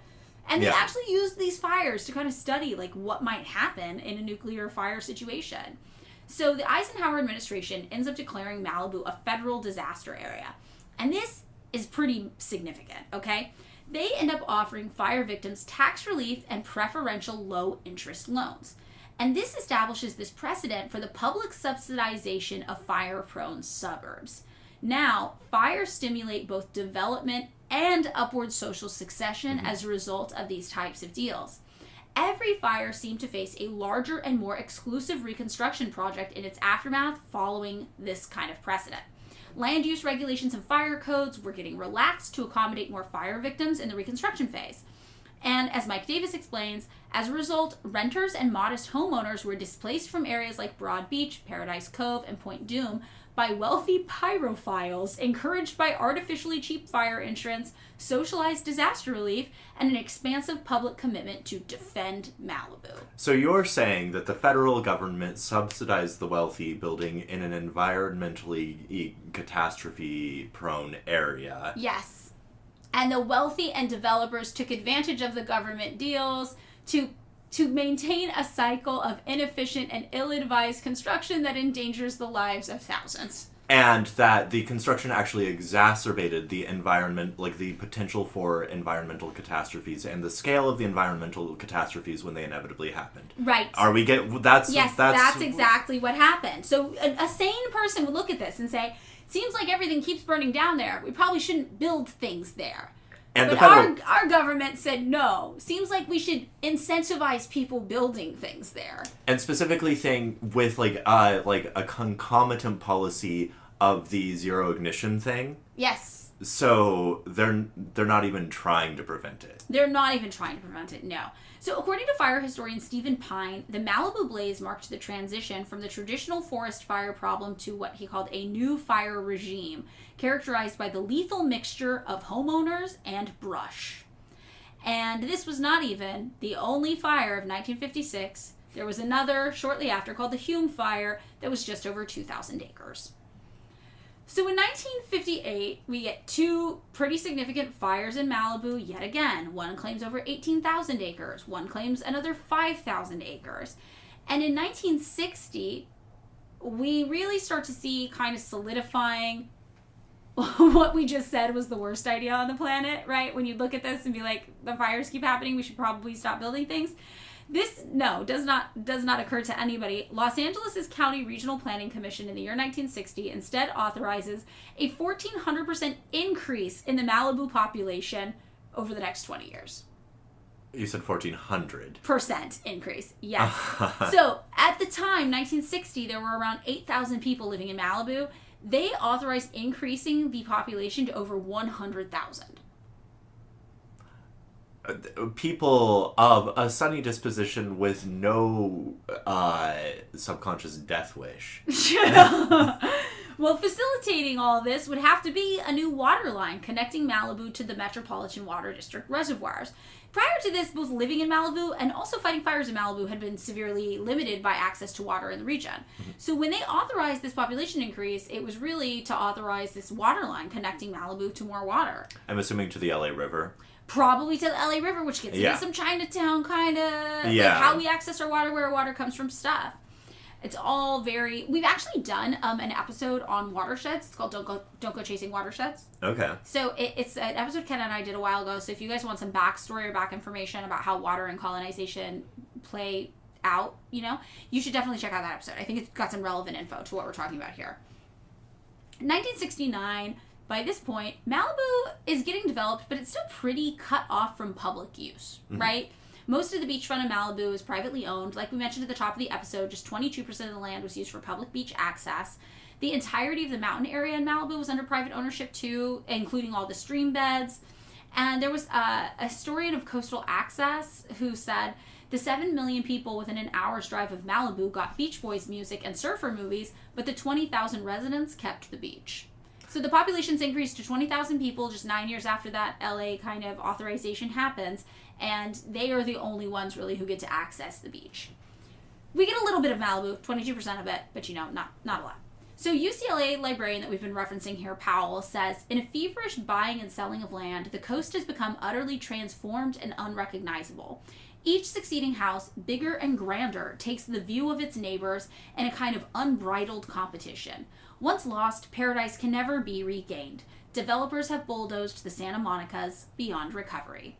I should mention, I know we're in the 1970s, so you might be mentioning this. There is a 1976 California law called the California Constitution and the California Coastal Act of 1976, which guarantees everyone access to the beaches, so the beaches cannot be privately owned. But that is why we have what you were talking about, where people try to make it impossible to access it. And it's funny, when we went to Kenna's birthday a few years ago, even just finding the access point to the beach was, it was like a riddle. Yeah, it's very, very challenging, and they do that on purpose. So even though legally you can access the beaches, practically many of them are still inaccessible over there. There's also nowhere you can park. To go to the beaches. It's very challenging to find a place. There's nowhere you can walk. Like, walking along the PCH is very dangerous. Mm-hmm. So, that is true. No, I mean, I guess, right, the thing is like, the point is that the law does nothing. Right, the law does nothing. Yes, functionally. That is completely true. And still, you have to remember that this is all happening while this area is still a natural fire hazard zone, right? Like in just 1967, there had been a fire that burned 3,000 acres, By 1970, another huge fire happens, the Malibu firestorm called the Wright Fire with a W in front of it. And this one is 28,000 acres, again, bigger than the Palisades fire burning today. And it's brought on by some very recognizable conditions: drought, 100-degree heat, 2% humidity, and an 85-mile-per-hour wind, which is not as bad as our 100-mile-per-hour wind we just experienced, but still. I mean, it's pretty... It's pretty up there. It's nightmarish. Yeah. Really, really scary. So a lot of brand new wood-framed houses had been built there. With their cute shaker roofs on little stilts. Cute shaker roofs flying through the air, popping off like popcorn when heated. And this just serves as fuel for the fire, thanks to all the real estate development that had been authorized in the area. So this fire, you might remember a fire we talked about earlier when the firefighters were like, it's a 5-mile-long wall of fire. What are we supposed to do? This one was a 20-mile-long wall of fire. And presumably the firefighters were like, wow, we have been given the resources from our previous experience to deal with extraordinary walls of fire. No, we got this. Absolutely not. No, nobody could address this. And again, the way the fires stop is that the fire department tries to contain the fire, which if you're not familiar, containing usually means going around a perimeter and creating either like trenches or like cleared areas or like paths of things that cannot burn that encircle the fire so that it can't continue to spread. And dropping fire retardant, which is the pink stuff you sometimes see on hillsides. Exactly. The images most recently of the tankers scooping water out of the Pacific Oceans to dump on the fire were pretty fucking remarkable. Oh, I didn't see that. Those were pretty interesting. They're salting the earth. They're salting the earth. Yeah. So, it's pretty intense. So the way they deal with the fires usually is they have to build the perimeter around them and just wait for the wind to stop. Mm-hmm. And just wait for everything in the zone to just burn out. Which is, I mean, it is always when you see things like, well, it's 15% contained, and you're like, oh, that's really good. I mean, but it actually is pretty good because they're targeting the 15% of the perimeter that's next to people's houses. No, I mean, that's like, right, where, if you don't know, it can be very misleading where it's like 15%, that's fucking nothing. What the fuck, guys? Right, but it is actually, those numbers are usually targeted where you don't want the fire spreading because it can cause human damage, basically. So, all escape routes end up getting cut off. The PCH asphalt was on fire. Damn. Yeah, you don't want that. And one kind of enclave of famous wealthy residents, one of the colony, what are they? The movie Hollywood colony? colony. Yeah. The Hollywood colony, right. They were seeking shelter in a nearby lagoon. For some reason, because like we named at least 3 silent film stars, and so a part of me is just like Clara Bow being like doing like, slightly sped up like walking things. So I'm just like, oh. Yeah, well, 10 people did die in this fire. 403 homes were burnt, including a ranch owned by podcast favorite Ronald Reagan. Everyone loves Ronald Reagan. Then governor of California. Oh, so was this his GE ranch? It might have been his GE ranch. If you guys haven't listened to our 2-parter on Ronald Reagan, it's a doozy. I definitely recommend checking it out. Spoiler alert, he is evil. Shocking. His wife is more evil? His wife is maybe more evil, which is shocking. Yeah, I mean... His wife's dad, I think, is the most evil. I don't know. I feel like... I think he's the most evil out of all the characters in the Ronald Reagan story. But he never has the power. He doesn't, but that's why he needs Ronnie. Well, yeah.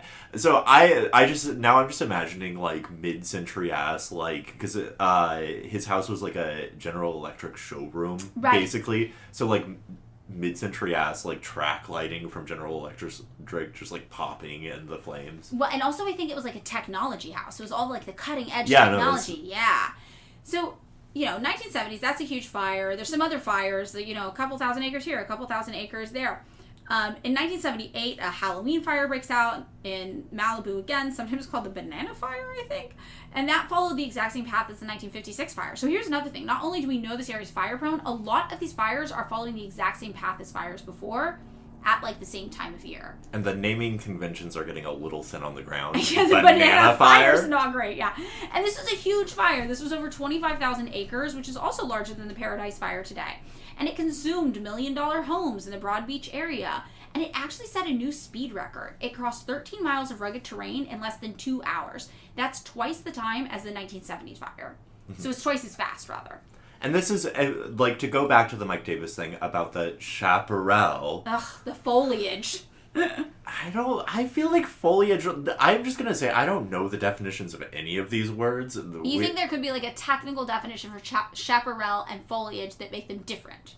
I think there must be. Like, okay, I'm on board. This could be true. This could be potentially true. Yeah, I did not research the exact technical definition of foliage. We technically grew up in one of the richest agricultural regions of the world. Yes. However, I think I'm gonna speak for you. Yeah.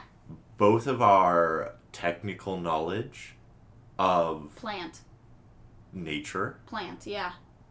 of any sort, very limited. I mean, I was told not to eat bougainvilleas because they're poisonous.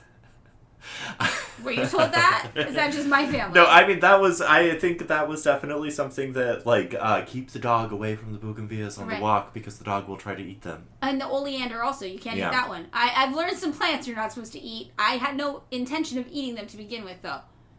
I mean, they're very colorful. I still do. When I see a colorful flower, my instinct is not to put it in my mouth.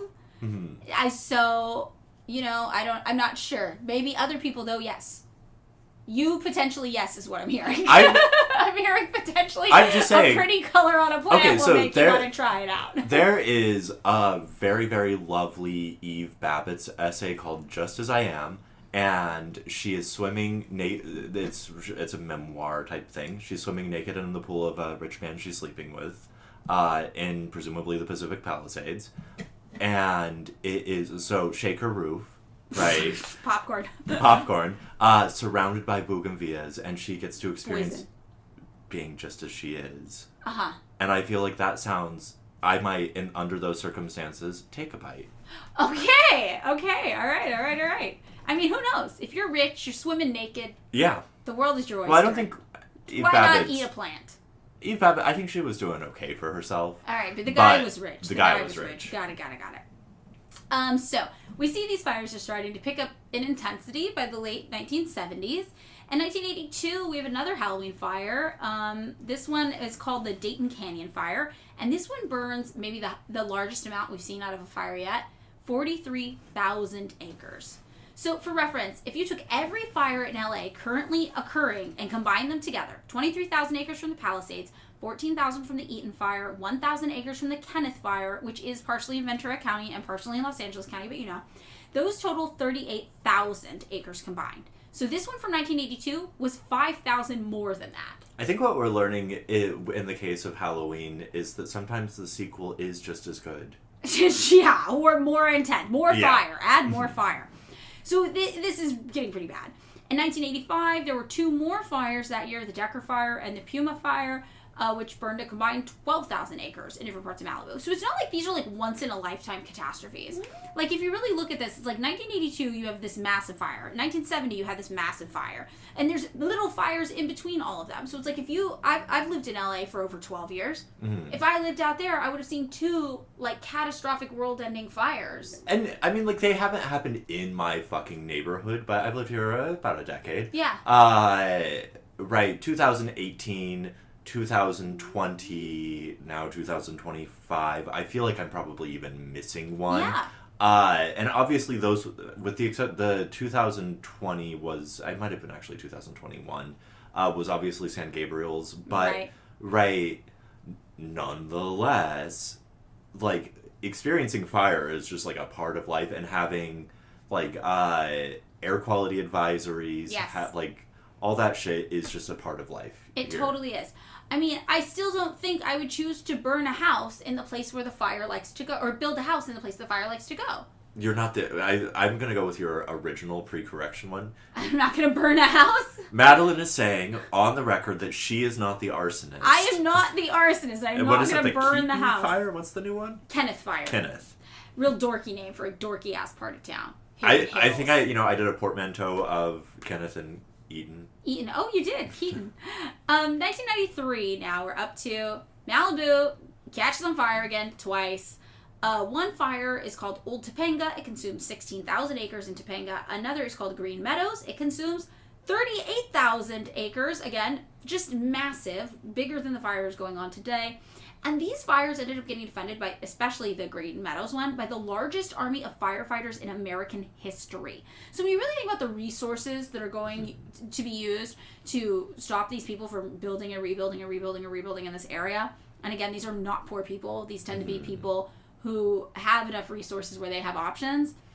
It's massive. And after the 1993 fire, the Malibu Times instituted something called Operation Recovery. It was a special section of the paper that was just devoted to recovery information. Survivors would meet weekly to, talk about the emotional experience of the fires, but also to figure out how to work, basically, the regulations and permits for rebuilding. So they would also, share press releases from federal and state disaster release offices.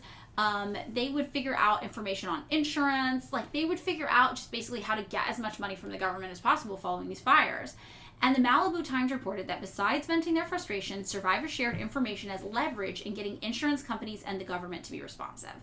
So the wealthy residents received health insurance payouts for the effects of the fire, on their lungs and their breathing. They received massive disaster relief subsidies to rebuild and also just to compensate them for things they lost in the fire.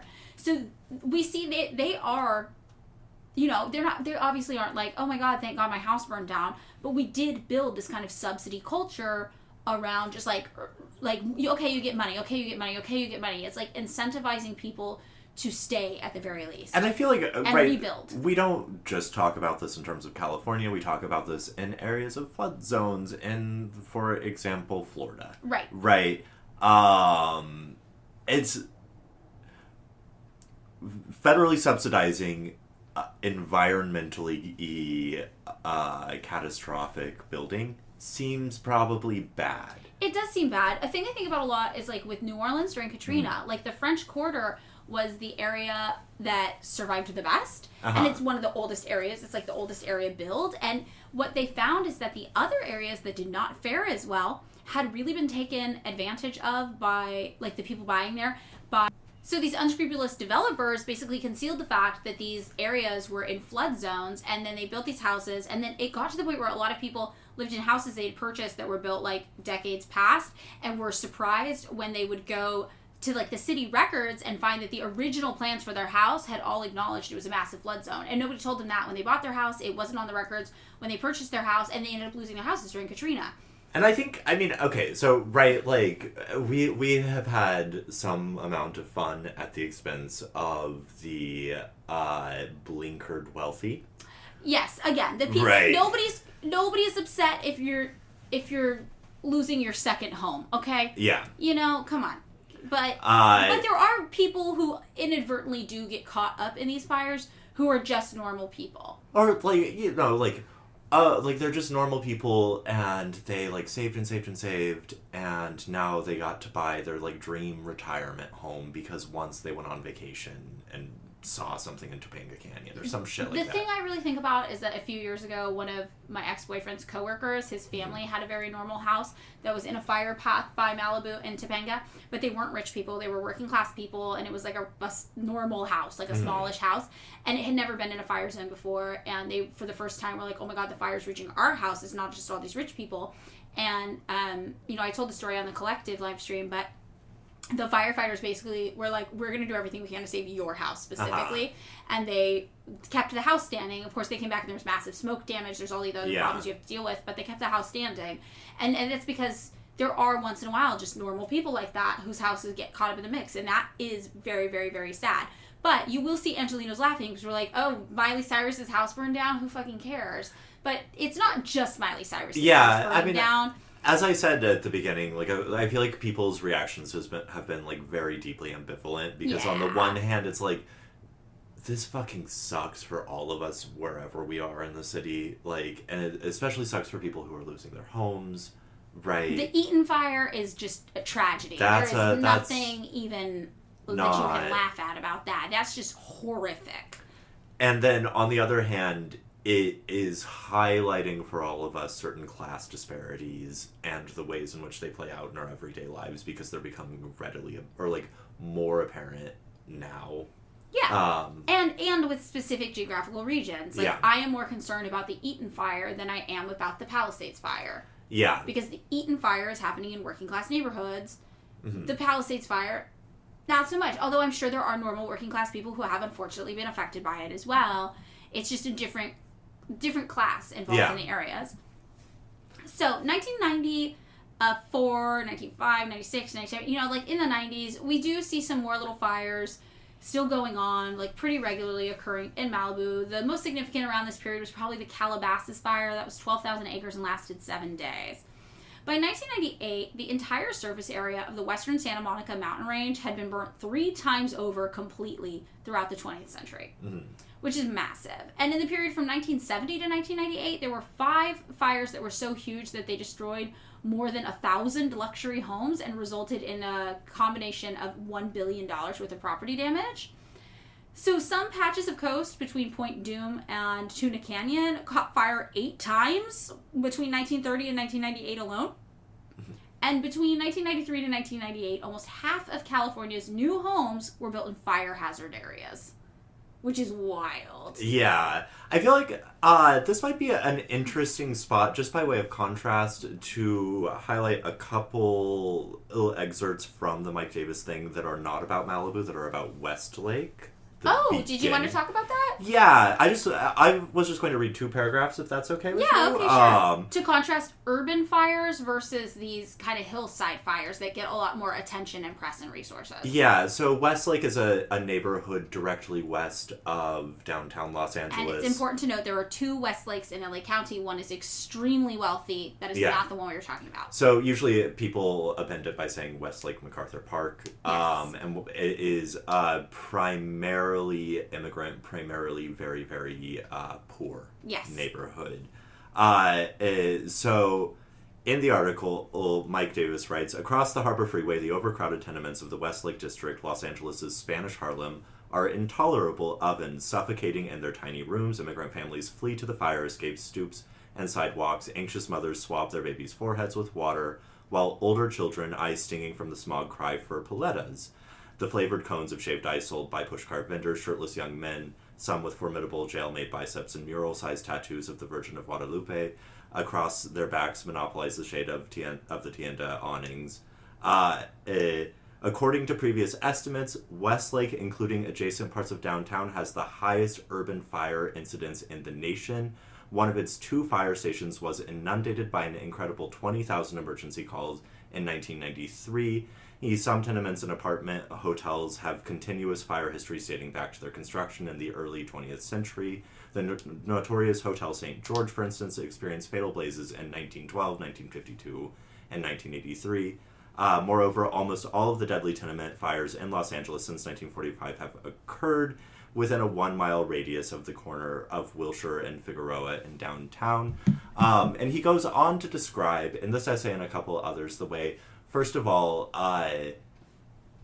the death tolls from those fires was almost entirely due to landlord mismanagement and breaking the laws, including the fact that the ways in which those tenement buildings were built essentially turned, and I'm sure you've lived in one of these buildings where the fire escape is enclosed.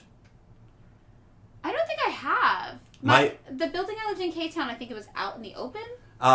Where it's like you, in any case, okay. That essentially turns it into its own kind of bellows, which makes the fires worse. Wow. And so there were all of these sort of like landlords who were in like flagrant violation of laws to like rebuild and reconstruct the tenements to make them safer for the tenants, and they just ignored it because it was more expensive to build new construction or build things that were safer or remodel it than to just like pay for the lawsuits. And also it was immigrants who didn't have the resources often to sue. Yeah. And so you get, the reason I thought this was an interesting place to put it, this is, Mike Davis is talking about the 90s, but B, to contrast the ways in which the poor in Los Angeles are treated under conditions of fire, to the way people are treated in Malibu, who literally have their reconstructions subsidized, paid for, funded. Something in Malibu burns down, it becomes a national emergency. And that's not how the reality is for like urban fires. Yeah, and I don't know. I think that is interesting and worth noting too, and also gives some context for why if you're on the internet and not from LA, might see people be a little jaded about our fires, especially the ones that happen in the West, up in the hills. So throughout the 2000s, we see that the fire patterns we're used to continue. We've got some pretty significant fires, By 2007, there had been an average of 2 fires in the Malibu area every decade since 1929. And Malibu is a small area. Well, I don't know. The coastline of Malibu is really, really small. I guess if you're taking into account like Topanga as well. Yeah, what you get into? I think also, by the way, Getty Villa got saved, kinda, because Getty Villa always gets saved magically. Well, I mean, they have like their own fire suppression system, right? But I always think of Getty Villa as kind of like the border. I know that's probably not true. Okay, yeah, you think of it more expansive. I'm thinking of like the actual Malibu coastline, and the fires I've cited have come into the actual Malibu coastline in some capacity, which is a smaller region. But yeah, I could see why you would think of the area as being, because it goes. I remember driving out there to go to the fucking infinity pool and being like, this is a fucking long ass drive. It's a long drive. It is a long drive through the Topanga Hills as well. So 2018 is when we hit a fire that is the biggest one we're going to think about. It's the largest fire on record in Malibu, and it came in at a total size of nearly 97,000 acres burnt. Jesus. Yeah. This would be like if you took every fire affecting Los Angeles County right now, added them together, and then tripled them.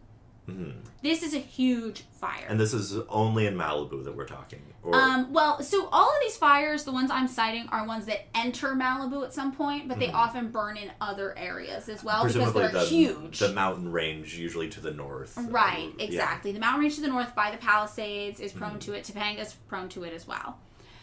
So this is a massive fire, and you'll hear people talk about the 2018 fire a lot. Yeah. It's interesting though, because again, if you hear people say this is the biggest fire experience ever in LA, it's definitely not. 2018 was significantly more intense. Mm-hmm. However, the nature of the wind patterns for how the fire maneuvered was different. I think Pacific Palisades burning down, that's why people say it was the like biggest or like most destructive fire just because of the sheer cost to rebuild Pacific Palisades, which is a luxury neighborhood development. So that brings us kind of to 2025. We've got the Kenneth Fire going on in the area by Calabasas, Hidden Hills, and Topanga. This is a site of fires raging back to the 1800s as well. More than 10,000 structures have been destroyed in that fire, mostly affecting celebrities' homes. Or sorry, not just the Kenneth, but in all of the fires, more than 10,000 structures have been destroyed. So we've got the Kenneth Fire, we've got the Palisades Fire we talked about, we've got the Eaton Fire, and there's some other smaller ones that they don't really register too much. There's a Hollywood one that popped up by David's house, which would have been a catastrophe, but they put it out properly. Yeah, no, I was like looking at like where, like I was like, damn, that would have fucking destroyed LA. Yeah, so no structures were lost in that one. So in these ones, yeah, more than 10,000 structures have been destroyed, mostly affecting celebrities' homes, like Paris Hilton's house burning down, for example. 1,000 acres were burnt to a crisp in just the Kenneth Fire alone in Los Angeles and Ventura County. It's kind of the smaller fire, and that one is currently contained. There's the Palisades Fire, which is Malibu and Pacific Palisades, 23,000 acres. At least 5 people have been killed in that one. Out of the 10,000 structures that have been destroyed in all these fires, more than 5,000 were from the Palisades Fire. Then further away inland, like away from Malibu, we have the Eaton Fire. That's the one that is the more working class area. You don't expect to see fires like this. That's over 14,000 acres, and there over 7,000 structures were destroyed.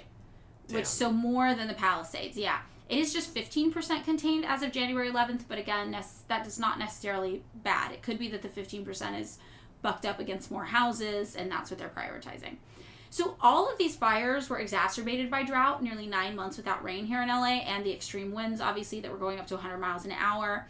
And all these issues are not created by, but are exacerbated by climate change. We also did have 2 years of like extreme rainfall preceding that, which meant that we had a huge amount of vegetation that then dried out in the last 9 months. Exactly. And that was so wild when we had all that stuff blooming, because my allergies were more extreme than they've ever been in my life. Usually there's like allergy seasons, and there were all these new plants that grew, and my allergies were so horrible for like 18 months straight. I couldn't breathe. I will say, I went with my girlfriend to Getty Villa like a month and a half ago. Oh, yeah. Which is good timing, honestly. Yeah, good timing. Yeah, good job. And again, I like, not to be like annoying about it, but it's like California's fucking beautiful. It's beautiful. It's gorgeous. And right, like everything was in bloom. Everything looked amazing. It was a sunny day in December, right? Like, so 70 degrees, wearing a t-shirt on the beach,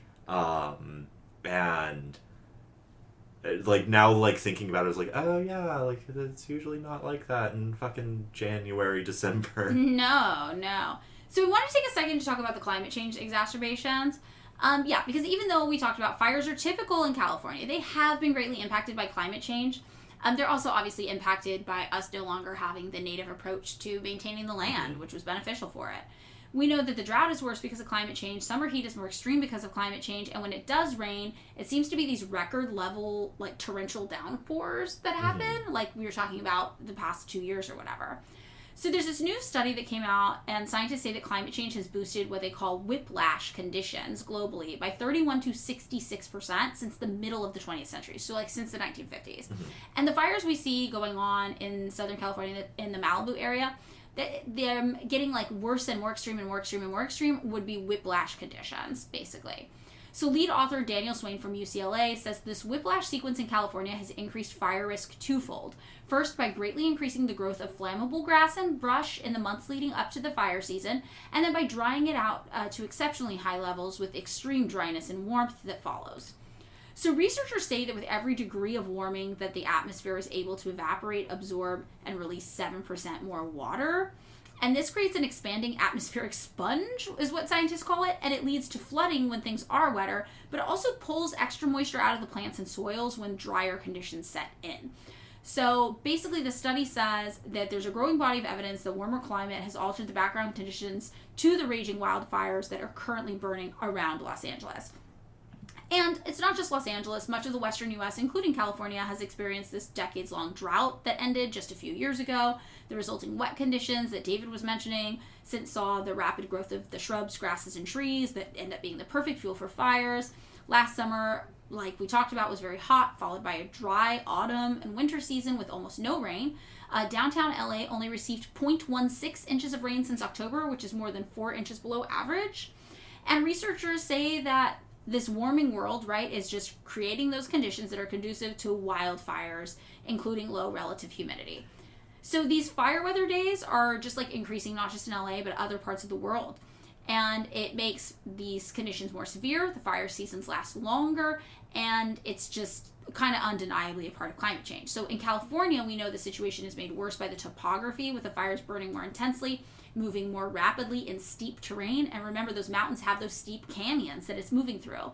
And the Santa Ana winds, of course. And also this area of California is dominated by naturally very fire-prone shrub vegetation. So we have a quote here from Professor Stephen Dorr, who's the director at the Center for Wildlife Research at Swansea University, who says, "While fires are common and natural in this region, California has seen some of the most significant increases in the length and extremity of the fire weather season globally in recent decades, driven largely by climate change." So there's no question about that.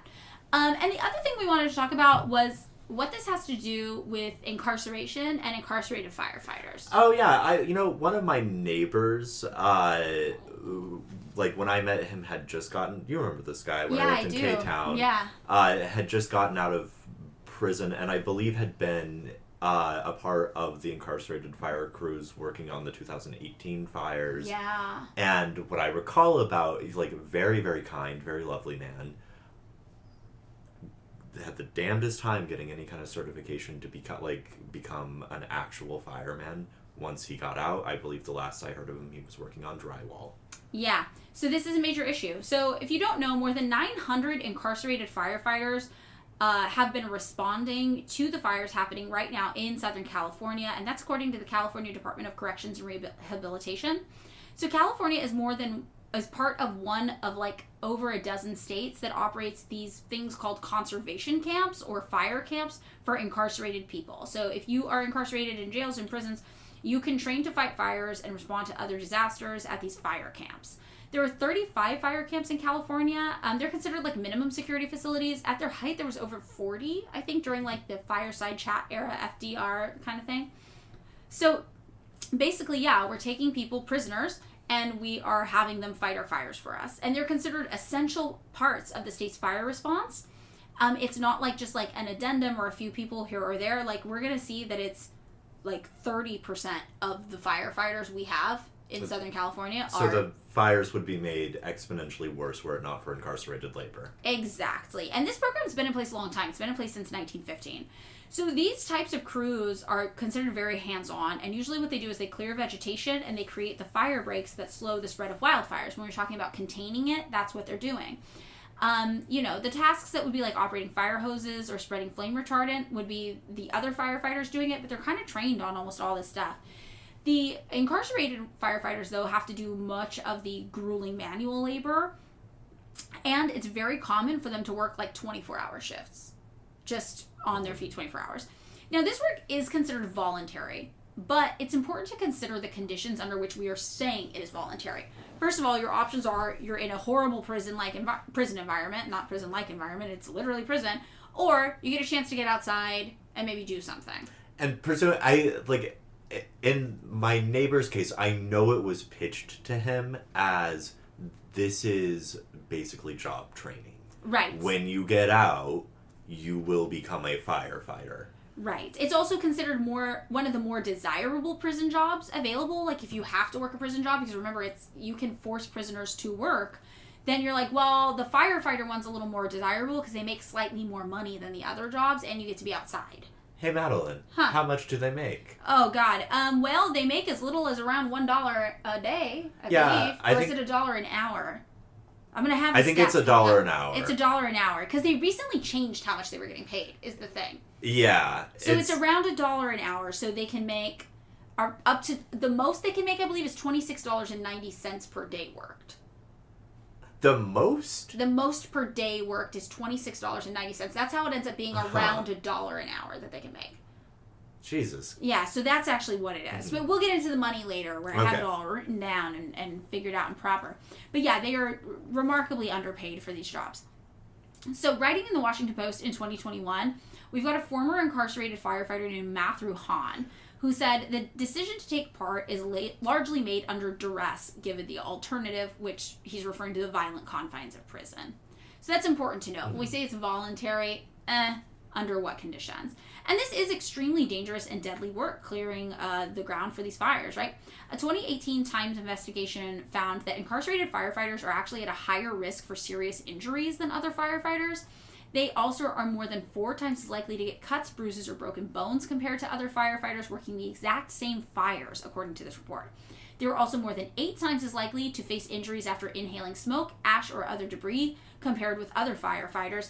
And this is because one incarcerated firefighter was like, well, yeah, they give us subpar equipment. We get hand-me-downs of everything. So we get hand-me-down goggles that don't seal properly. We don't get the right masks. Like, everything is just kind of fucked up. And if you've ever known anybody who's been incarcerated, they'll talk to you about the types of supplies they have to use in prison settings. It's expired things. It's things that have been recalled for being deadly, like with bad chemicals in them.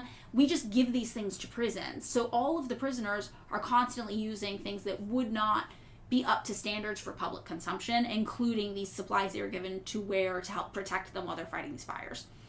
So a report from the ACLU and the University of Chicago Law School in 2022 said that in a 5-year period, 4 different incarcerated firefighters were killed and more than 1,000 were injured while on the job. We have Shauna Jones, who was struck by a boulder. We have Matthew Beck, who was killed when a 3,000-pound tree collapsed on him. We have Frank Anaya, killed by a running chainsaw. And we have one man, Anthony Colicino, who died of heart failure while collapsing on a training hike.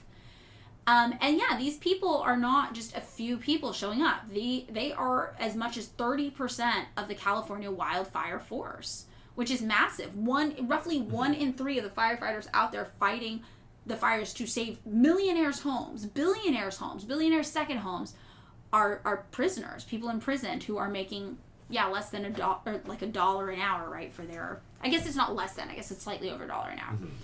So what this means is our state has an invested interest in keeping incarceration numbers up. So we have this really, really, really low cost, nearly free labor fighting our fires. And sentencing reforms, we know, lead to declines in incarcerated individuals, right? So that means we have fewer people available to fight fires. And people in California did worry about this. They were thinking actually about the fact that if we reduced incarceration rates, we would not have as many firefighters available to help defend our homes, and especially these rich people's homes. So The Guardian reported 6 years before Kamala Harris became the first woman of color on a major ticket, while she served as California's Attorney General, her office repeatedly thwarted attempts to reduce overcrowding in prisons. At one point, it argued that the early release of inmates, quote, would severely impact fire camp participation, a dangerous outcome while California is in the middle of a difficult fire season and a severe drought. I don't mean to quibble with, was she ever, with the brat president? Yeah. You could just pay motherfuckers more. You could just pay people to fight fires, yeah. Yeah. According to CDCR's website, incarcerated fire crew members, this is where we get into the data, sorry, I have the proper info now. They make between $5.80 to $10.24 per day, but they can earn an additional $1 per hour responding to emergencies, but their total maximum pay per day caps out no matter what at $26.90 for a 24-hour shift. So that's why you see people saying they earn around $1 an hour, because 24-hour shift, $26.90, that's the most that they're going to make. You know, I'm going to say you don't actually have to be really aggressive on the details, because let's call it $27 a day is fucked up for anyone. Yeah, That's fucked up. It is inhumane, and these people are putting their lives on the line to defend billionaires and millionaires' homes. And this is compared to the base salary that's nearly $5,000 a month for other firefighters. Yeah. So as the Marshall Project reports, legally, one of the reasons that the state can pay incarcerated firefighters around $1 an hour for this dangerous and vital work is that under the U.S. and California constitutions, involuntary servitude is permitted as punishment for a crime. So you all might remember California famously just voted to not remove this law. We voted to keep indentured servitude, slavery, etc. totally legal, and this is why we still have this situation occurring. Now, it is also worth noting firefighter work, as I mentioned, pays better than other prison labor, which is actually just pretty horrifying for what other prison labor pays. On non-fire days, these firefighter inmates are earning between $2.90 to $5 per day, so that means other prison labor is paying even less than this, right? So around half is what some people are saying, that it pays roughly double. So you could be making like $1.50 a day if you were doing other prison labor. And unfortunately, like David mentions, it's extremely difficult to land a firefighting job for these workers after leaving prison. Like one incarcerated firefighter found it so difficult to get a firefighting job because he had a criminal record that he had to sleep in his car for months. In 2020, actually, a new measure was introduced to make this process easier, but people who've used it still say it's time-consuming and comes with hurdles. And yeah, they are told that this is job training and they'll be able to be firefighters when they're out, and it's just not really something that's easily achieved for them. A lot of formerly incarcerated firefighters have started programs to help people who get out of prison kind of end up in the job, and that's been helpful.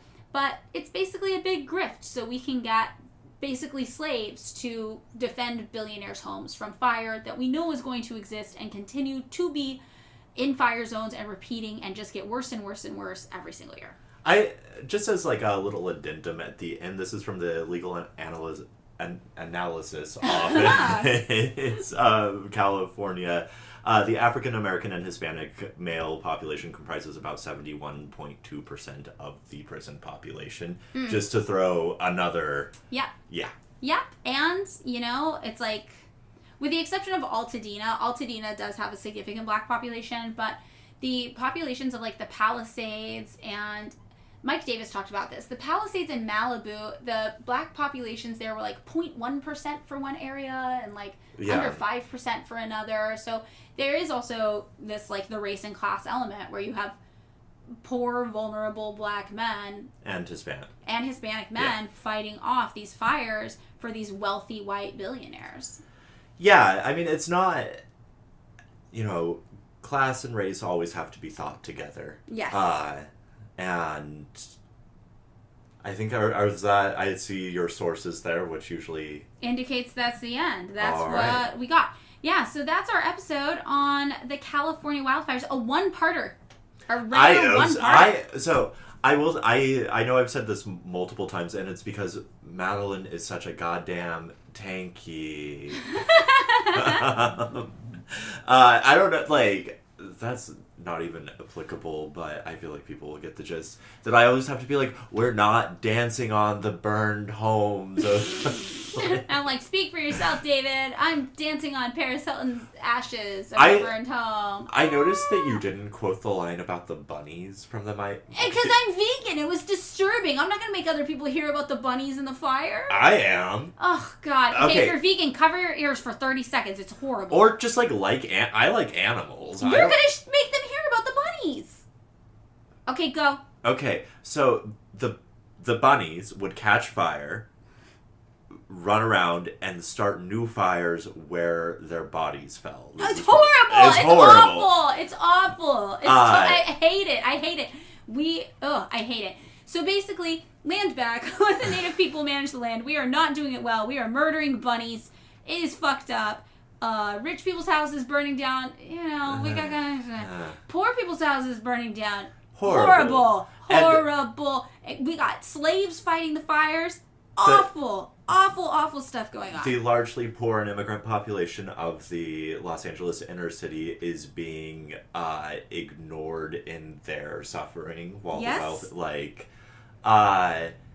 yeah, I mean, it really has been a sort of synecdoche or like a shorthand for like class as a whole, like all of the things. Like the whole thing, and all of it: capitalism, climate change, class. I mean, all of it. The thing about, like, I did have a moment where I was like, I was talking to a friend of mine, and I was like, listen, when all of this is over, before they rebuild, I want to go out to the PCH just to see the ocean. Oh. Like... Bonus content for the Patreon. Picture like, of the ocean from the PCH. Like, I know that's sadistic, but it's just like... I don't think I've ever been, like, just, like, driving through, like, the regular Malibu part, not, like, when it gets, like, country or whatever, and, like, straight up seeing the ocean.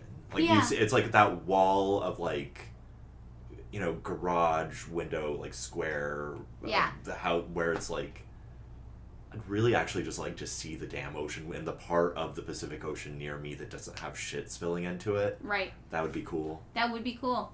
Well, everybody remember, they have to continue the war on drugs so they can aggressively target poor people of color in communities for doing very normal human things, then incarcerate them, and then make them slaves who fight to defend Miley Cyrus's house from fire. I don't know why Miley Cyrus is coming in for so much shit. Yes, she's had a lot of fire stuff happen with her house. I mean, yeah, so she and a lot of other people. I don't know. There's just the people you remember. I remember Paris Hilton. I remember Miley Cyrus. There's others. There's some people, though, whose names James M. Woods. That guy's house deserves to burn. That's a guy who deserves to live. We gotta change that damn street. I lived on that street. No, I know. It was horrible. I lived like half a block from that street. Yeah. That's we got a James M. Woods Street in K-Town, my beloved K-Town. It is lame, and every time I would be like, how do you get to my house? Well, you go down James and...